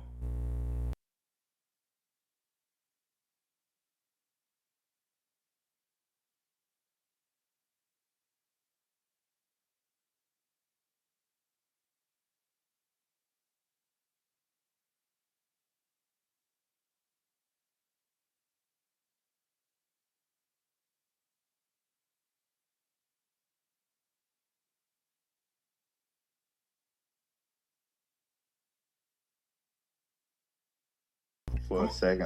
Go ahead. So, yeah, I kind of like off that first conversation the couple was having. Yeah. Like I said, I've been with you guys about 5 years. And I think it's more so as it's us around the right people. You get around the right Judahites, and you can understand that it's not really, it's not all of them, and like I said, I surrounded myself with people that really had things going for themselves, that really want to seek knowledge, and like I said, that really changed my perspective on everything. Like I said, I'm from Memphis, but like I said, the crowd I grew up with, it wasn't the right crowd. So, I was, my perspective of us was kind of like theirs. We're not really striving for much, but then I ended up going to college, and I ended up going traveling places, and I started understanding that, hey, look, it's people out here just like me that, that want to seek knowledge, that want to know the truth. Like I said, us being spiritual people, we're always seeking for, knowledge.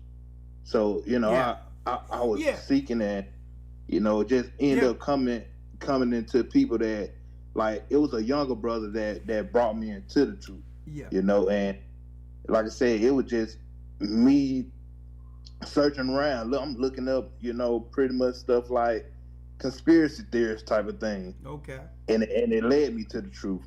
Yeah. And like I said, I thank the Most High for it.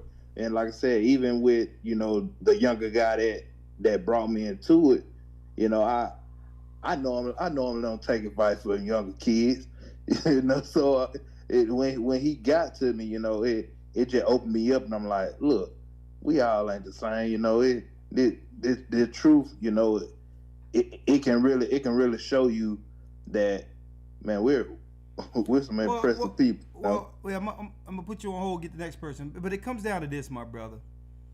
It's about having respect for one another, and it's enough we have to overcome the stereotypes and the false images through propaganda that's put out there by the enemy.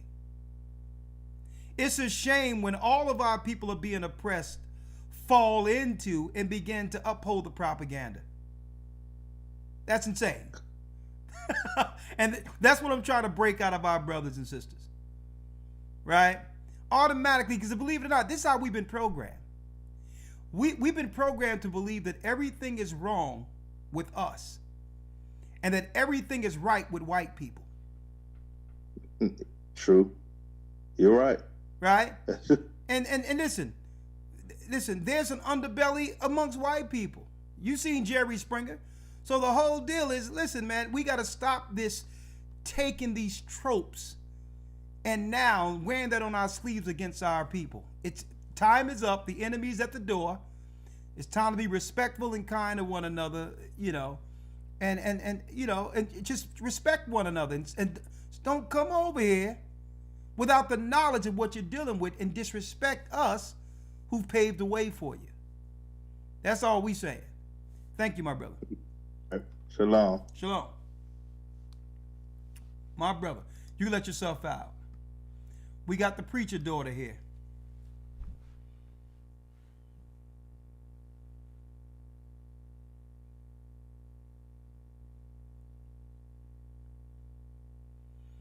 The preacher's daughter, how are you? Unmute yourself, please. Preacher's daughter.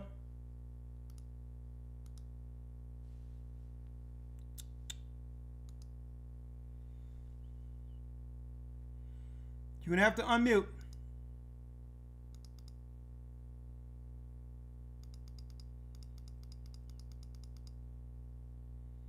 All right. I'm going to have to put you, we have to put you in the back, preacher's daughter, because you're not hitting the button. All right. I have to put you in the back, unfortunately. Can you hear me? I can hear you now. It's about to get bounced. I was pushing everything, Elder. How are you doing? How you doing, preacher's daughter? What, your father's a preacher? Elder, I done talked to you for about 5, 6, 7, 10 years now. I know you did, yes, but sir. Other people don't know who you are. I mean, preacher's daughter, tell them who you are. Well, I'm a child of the Most High.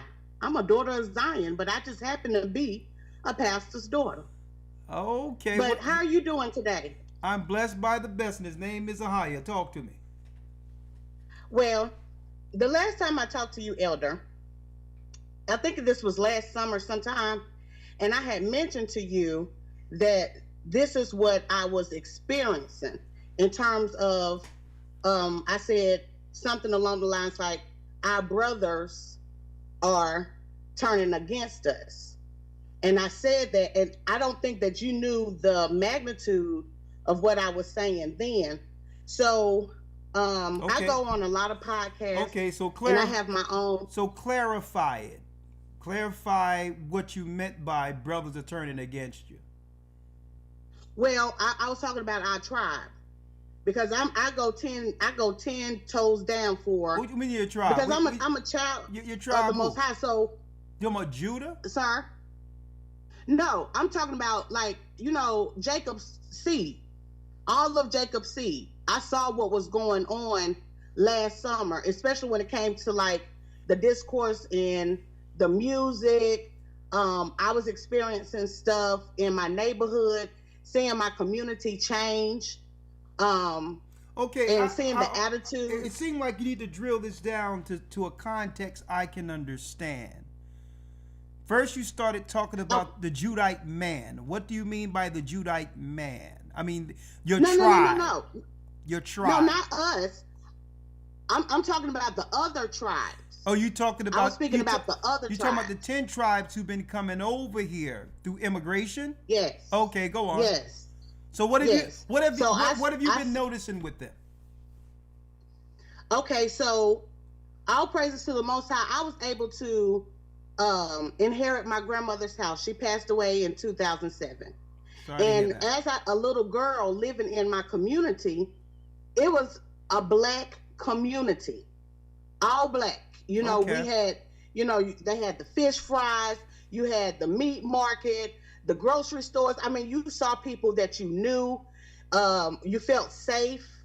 There was no disrespect. You know, everybody knew somebody, like you knew your neighbors. Okay. And starting last year, I live in the South still. I stay in North Carolina. My people are from South Carolina. Okay. So we are the type of people that when you come to our house, and that's just how we are, I'm talking about Judah. When you come to our house, we're going to make sure you leave our house with something. We are those type of giving people. Like, we're going to make you take, I don't care if it's just a banana, we're going to make you take something from our house, because that's how we were raised. Like you said earlier, it's in our DNA. Yeah. And I'm still like that to this day, even though sometimes I hate being like that. But that's the right way to be, you know. Yeah, don't hate even when we don't have anything. Don't hate it. You know, don't change who you are. But go on. But I saw when I started listening to different podcasts, and I also attribute to a lot of podcasts. I have my own station as well, teaching people about the truth of who we are and things of that nature. I always let our FBA brothers and sisters know that these are our brothers and sisters. You know what I'm saying? Even though they've been taught to be against us, these are still our people. So I make sure that that's known. Good. But it really did hurt. It really did hurt when I found out the truth last year that they don't act like that in the South. And I'm talking about our Latino brothers and sisters. They don't act like that in the South. But to learn that it was happening elsewhere, like in California, and how Judah was getting bombed and just different things that had happened in California, I can't sit and act like everything is okay when I know that my Judah kings and queens. I got to get a few more people in, but let's just quantify one thing.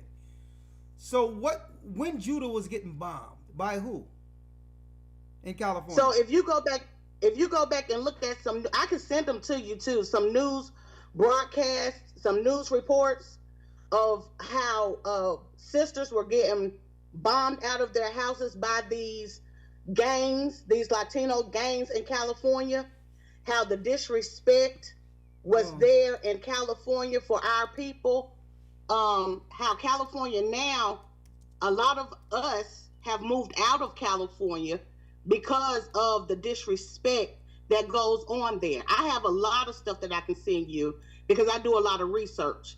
But to bring it all home, I just thank God for you, because I felt like I was feeling this way by myself. And the other day when you actually brought up these issues that I had been dealing with, because I didn't want to feel this way.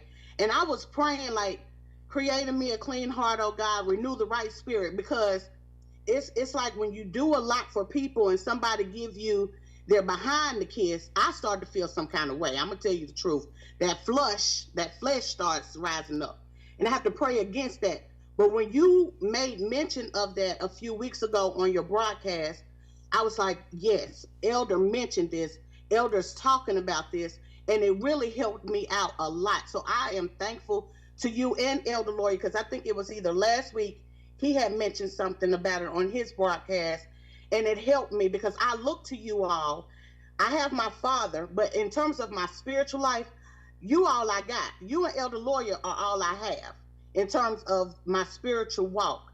And so I just wanted to thank you tonight for touching on these issues, because I needed that. Spiritually, I needed that. I was calling on the Most High, and he must have sent you a message saying your daughter in North Carolina need to hear this word, and the Lord gave it to you, and you gave it to me, and that's what I needed to hear. Well, thank you. So I thank the Most High for that.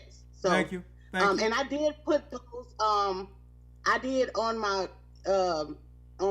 Facebook page. I mean, not on my Facebook, but on my TikTok and on my YouTube page. I did a whole month of creations that we have done here. The man that you just mentioned, I had put in the chat earlier. Babe, sister, I gotta go though. I got a lot of people waiting, and I got something to eat. So I gotta wrap it up. Thank you. Appreciate you. Okay. All right. You can let yourself out. All Yes, right. sir. I appreciate it. All right. Another thing, right? And I seen this years ago, right? Latino gangs members firebombed black residents to drive them out of Boyle Heights project, prosecutors alleged, right?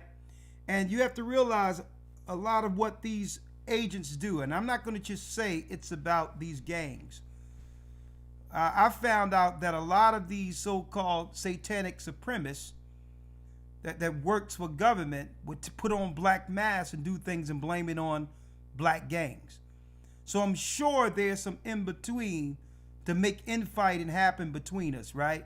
So I see a lot of these alleged stories out there, but I mean, I see Judah and the other tribes coexisting, all right? So I don't think that's a war that they could win coming up against Judah in California.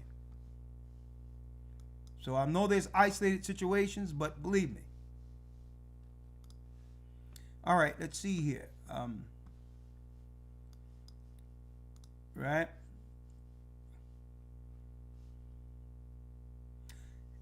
Hey, Zadok, you can come on in. Then I got Leslie and Chris, and that will end it for tonight. How you doing, Zadok?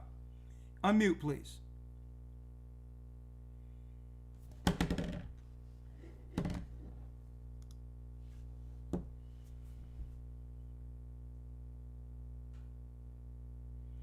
You would have to hit your microphone, Zadok.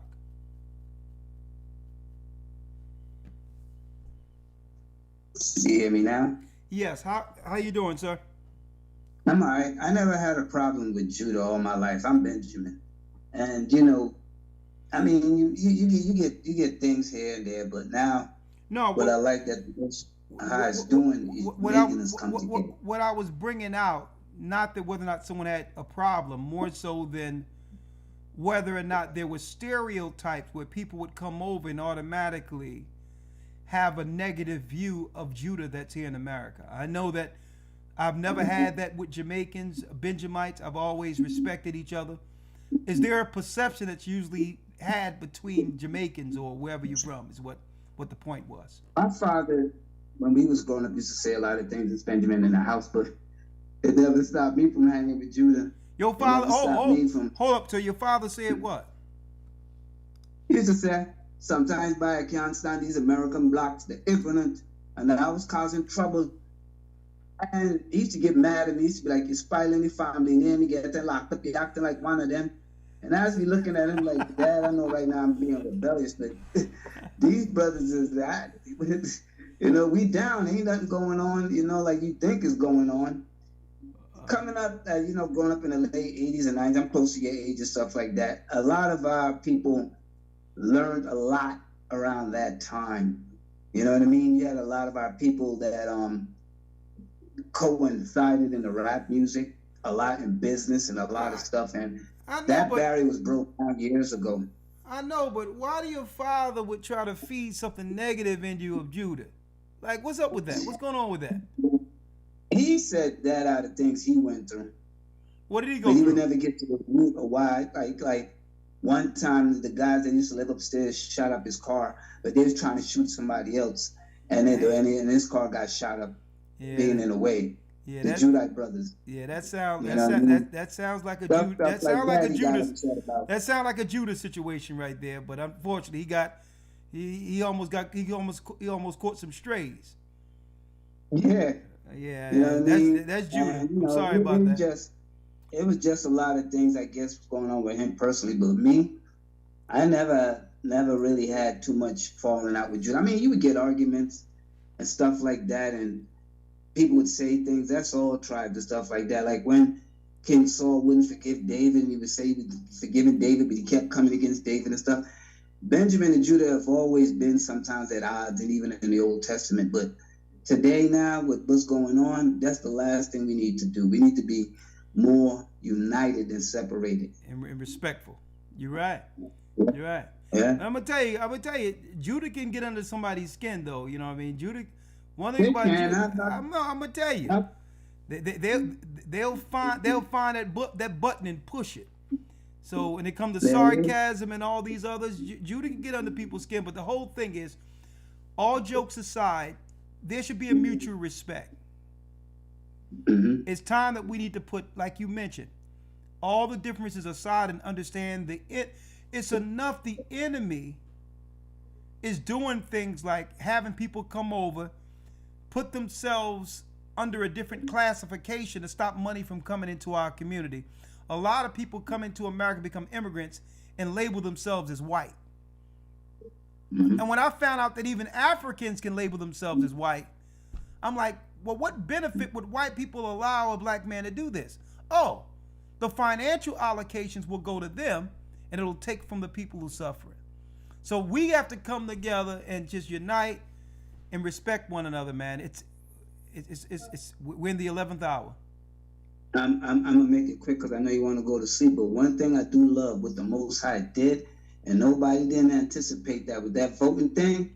Now Northern Kingdom see that they're not for them, and they are drawing closer. Exactly. A lot of people at work talking about that. A lot of Latinos talking about that. You know, I'm a professional mechanic, but that's what I do for a living. But a lot of my Latino brothers, they've been talking about that, and it had opened them more up to the scriptures now. Yeah. To actually having a conversation of where they're from and who they really are. So that thing right there was a chess move by the Most High, man. And I yield with that, brother. Yeah, a lot of these 10 tribes are seeing that they've been used as leverage. And now, guess what? The pendulum is swinging towards them now. The family's being separated, whatever, and now they starting to see, well, okay, we've been double crossed. And the sisters too. And the sisters too in that. That's good. Hey, it's going to pull us all together. That's what it's about. Yeah, it's like, baby, you men got something that y'all is saying here. Yeah.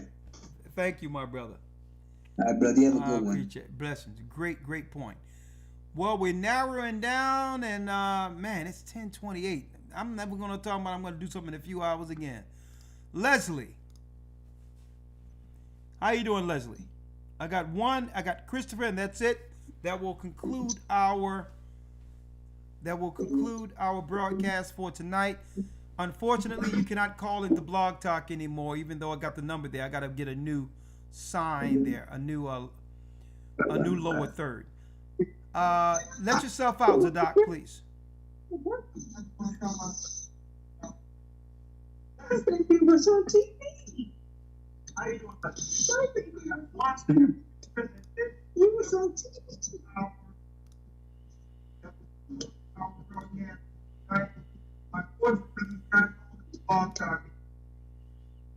How you doing, Brother Leslie?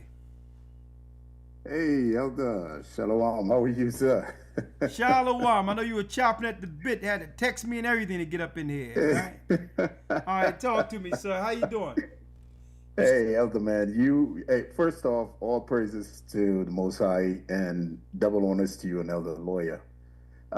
Man, you hit the nail on the head on so many topics. The first I want to tell you personally, I remember when I came, being from Benjamin, I came from the Bahamas, and I applied for a job at the bank in management. And I remember the lady who interviewed me, she said, Leslie, she said, the job, I'm trying to decide, it's between you and an African-American guy. So I said, oh, really? And she said to me, but I am going to give the job to you.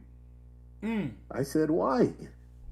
She said, I'm giving the job to you. And she said exactly what you said tonight, Elder. She said, I'm giving the job to you because the African-American people, they're too lazy. Hold on. Now, was this a sister or was this a white woman told you this? Yes, this is a Caucasian woman. Yes, sir. That's what she said. She said, I'm giving it to you because of that reason. And I got the job. But check this out now, Elder. Guess where she put me in management in the bank? She put me in the hood.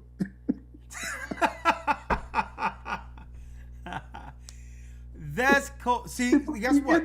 Let me tell you, these are unspoken conversations that we always knew exist, but no one have said anything. Correct. And deep, when you heard that, she wanted you to know that she chose someone, a foreigner, over Judah in America. She wanted you to know that. Correct, Elder. She sure did.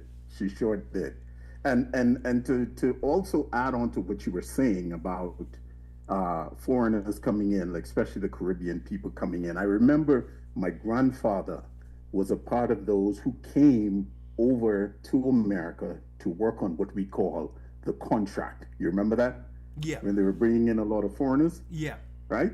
And my grandfather was one of those that came to work on the contract, along with many other Caribbean people. And one of the things my grandfather always taught me, he said, son, he said, whenever you get around people of your color, he said, do not listen to what people tell you. Get to know them for yourself. That's how and my father. I was just so happy. That's exactly. That's how my father was. That's how my grandfather was. Exactly. And Elder, I say that to say, when that lady said what she said to me years later, I immediately remembered what my grandfather taught me.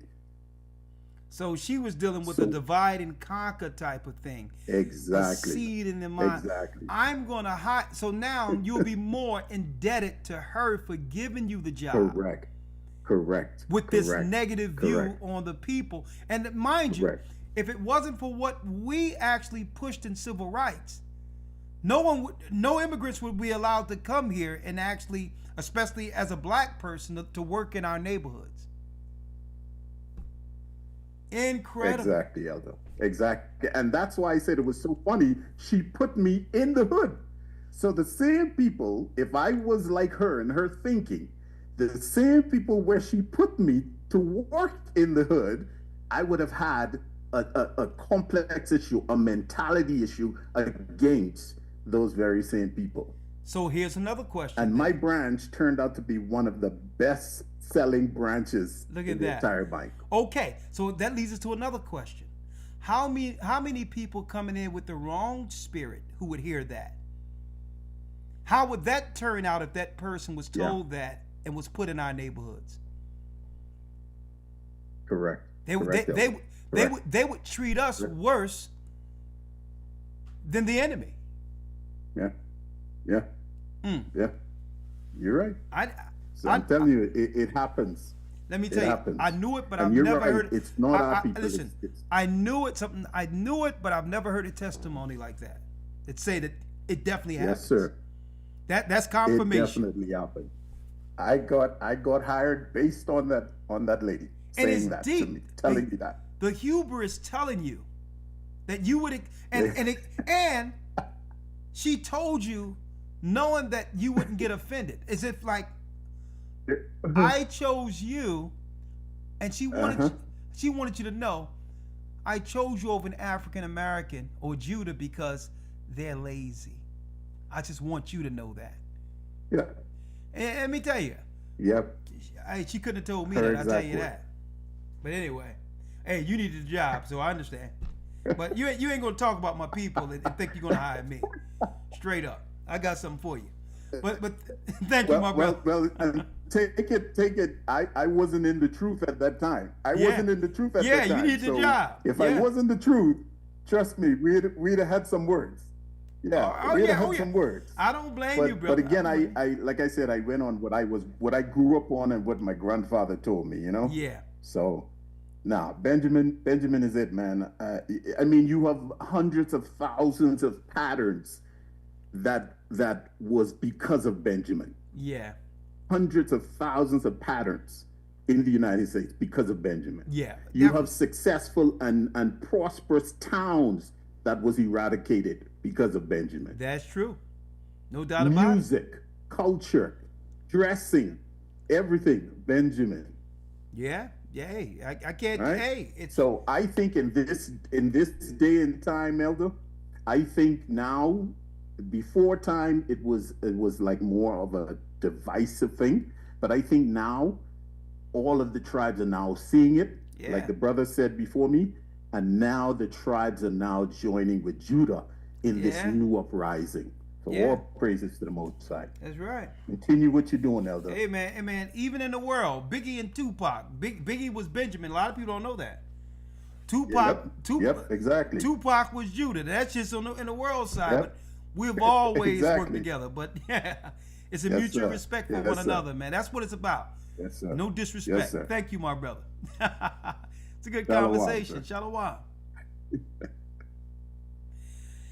There's a whole nother conversation I'm going to have on this, but probably do a part 2 at another time. Woo! We're going to, matter of fact, I need to leave that alone. You know, I'll leave that alone till after the Passover. I'm going to leave that alone. I was about to stoke up something, but it's all right. Let's get this last call, this last Zoom for this evening. We have Christopher.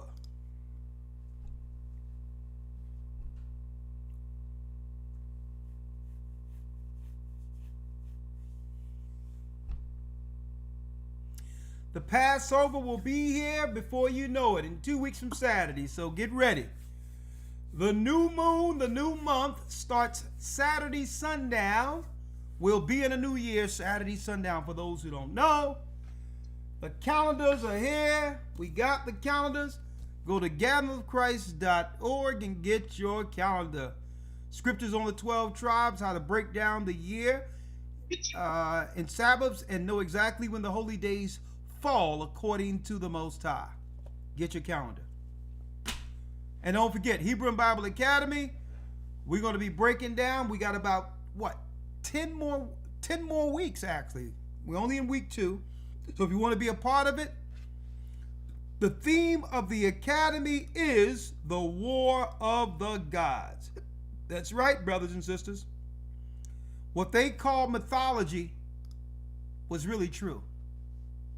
There is no Greek mythology and all that. These were the fallen gods worshipped in secret, in plain sight, by the Gentile nations. That and more you will find out, and their judgment at the very end in our Hebrew and Bible Academy. The theme is War of the Gods, and these are the gods that are worshipped through every religion on earth. Islam, whether you're Buddhists or Hindus, you're worshiping fallen angels, and the Most High is going to thrust the God you serve into the belly of hell. All right? Now, last call for this evening. How you doing, Chris? Unmute. Shalom, Elder. How you doing, sir? Talk to me. Your name? Christopher. Chris, last call for this evening. Talk to me. Yes, Elder, I'm glad you brought the topic to clear out. Man, you look about the stereotype. Brother, you look just like my brother Ryan. I call him the Benjamite. I'll be sure. Girl.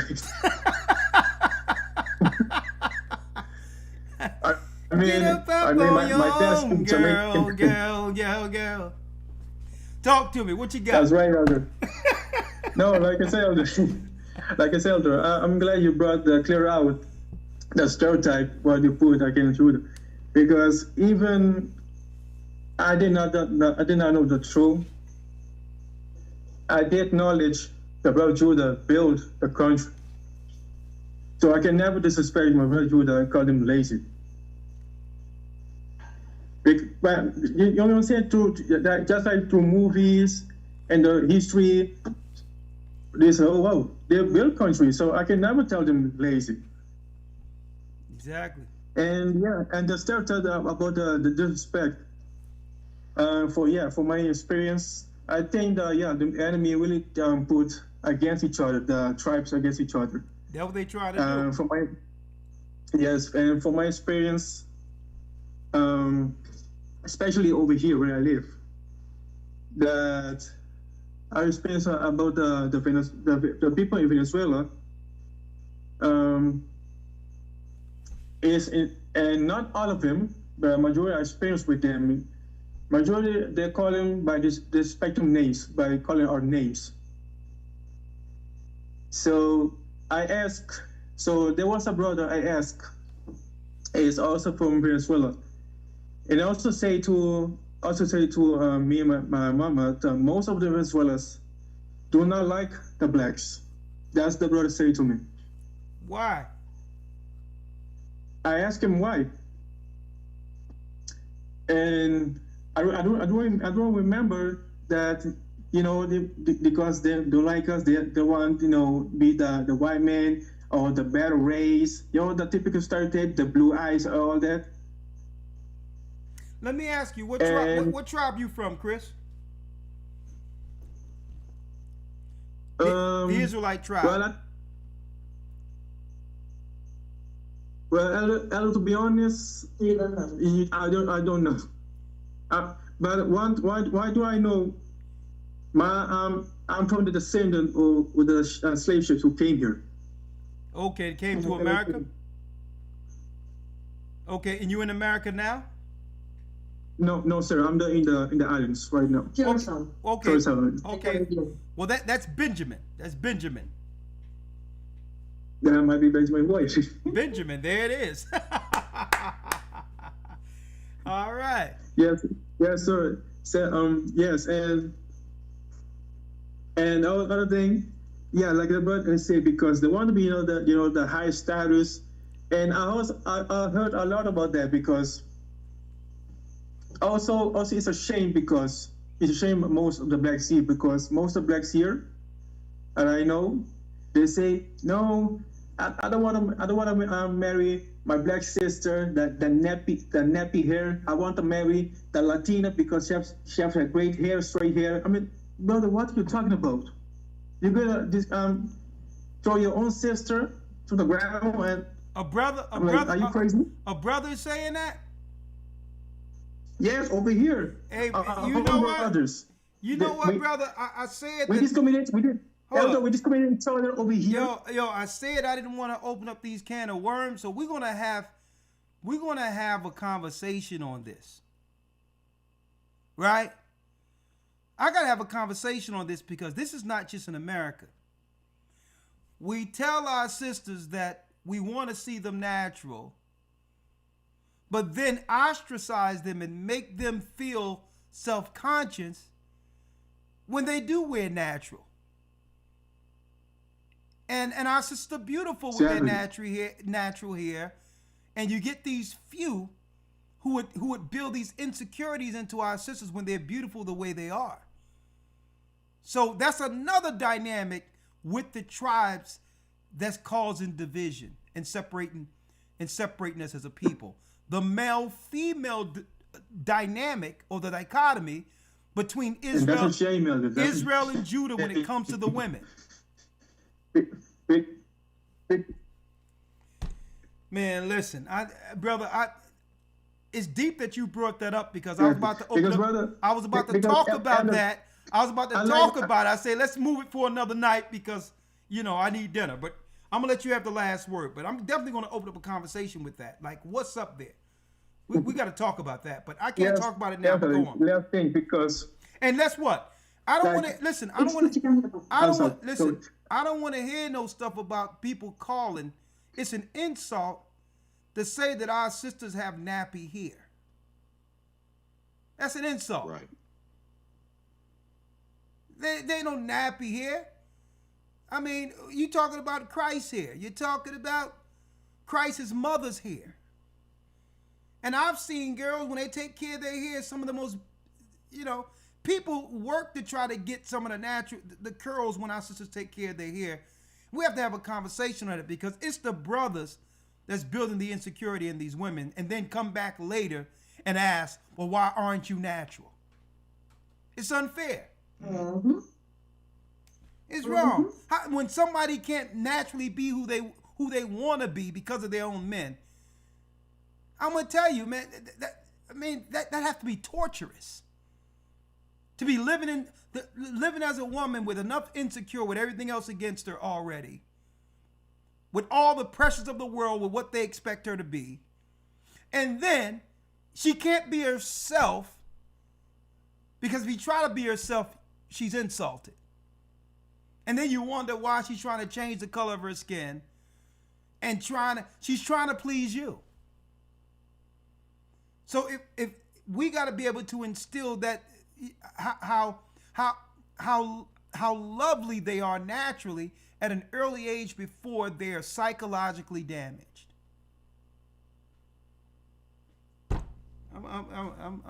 It's crazy. Because on the other end, she can't win then. Right? She getting picked over because of everybody else. And then when she wear the hair because they think that's what we want, we say, well, hold up, we want you natural. They can't win, but that's a whole other conversation. We're going to have that conversation too.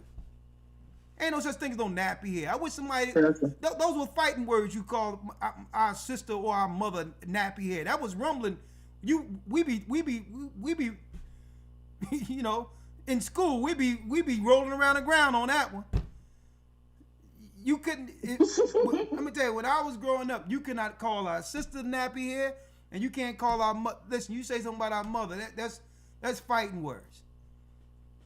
And, you know, this is the Bible, but I mean, man, we're falling so far from grace as a people when it comes to respect. And I see people online disrespecting our sisters. But I'm going to leave it there. Lord. But go on, young man. Yeah. Yeah, thank you. Yeah, last thing, because, like I say, because me personally, I like my sister natural.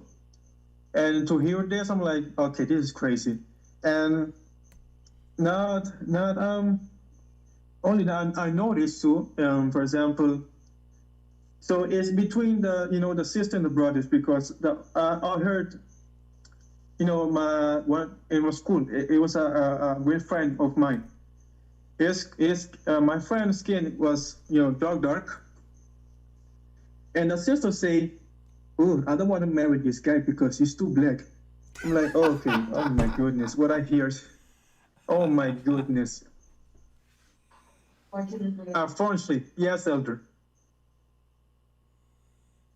Listen,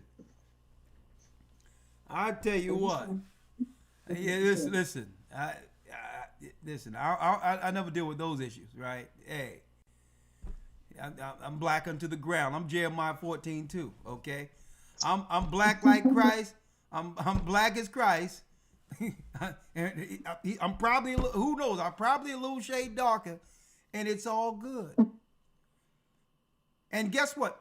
And I'm glad you're dropping this, because other nations don't have to deal with this mess outside of the Indian deal with the caste systems. And I'm going to show you how dangerous this is. You get these other people coming from India and others have a caste system. And when they come to America, they will automatically put you on the bottom of their darkest, out of the darkest amongst their particular tribe.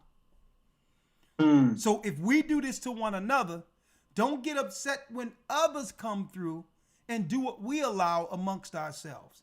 We're telling them it's okay for them to come at us negatively based on skin color.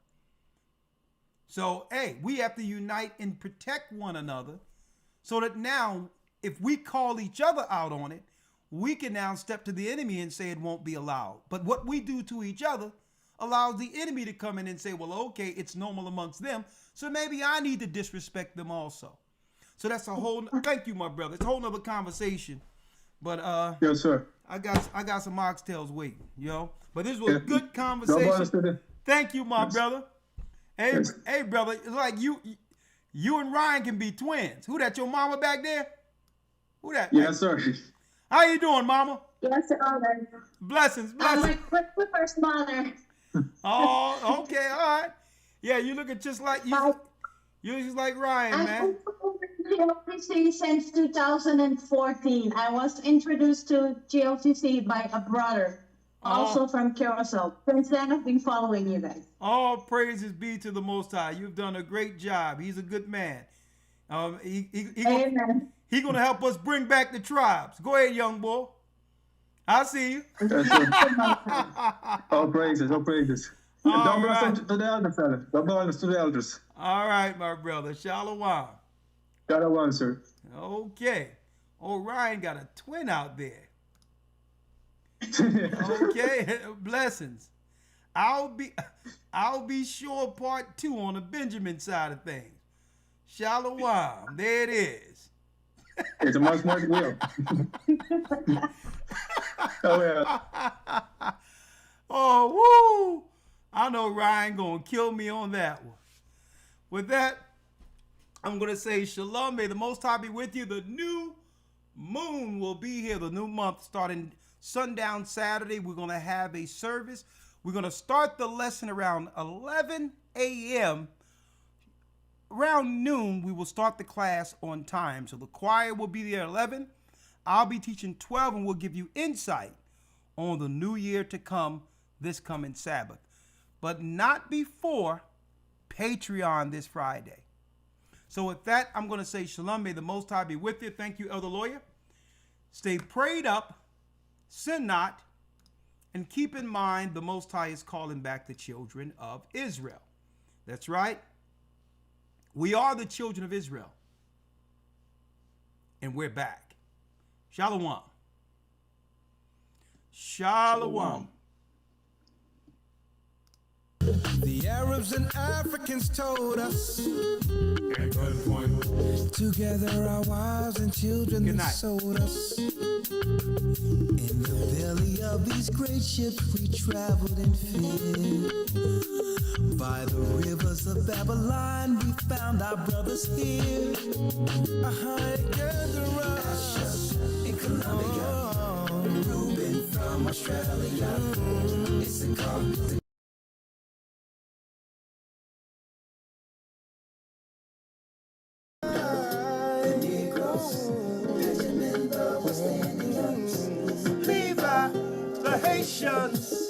Our highest gathering in Israel.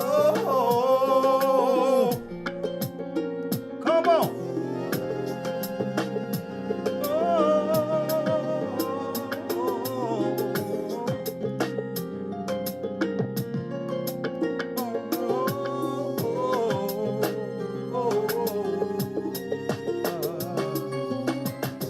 Asher in Colombia, Reuben from Australia, Issachar, the Mexicans.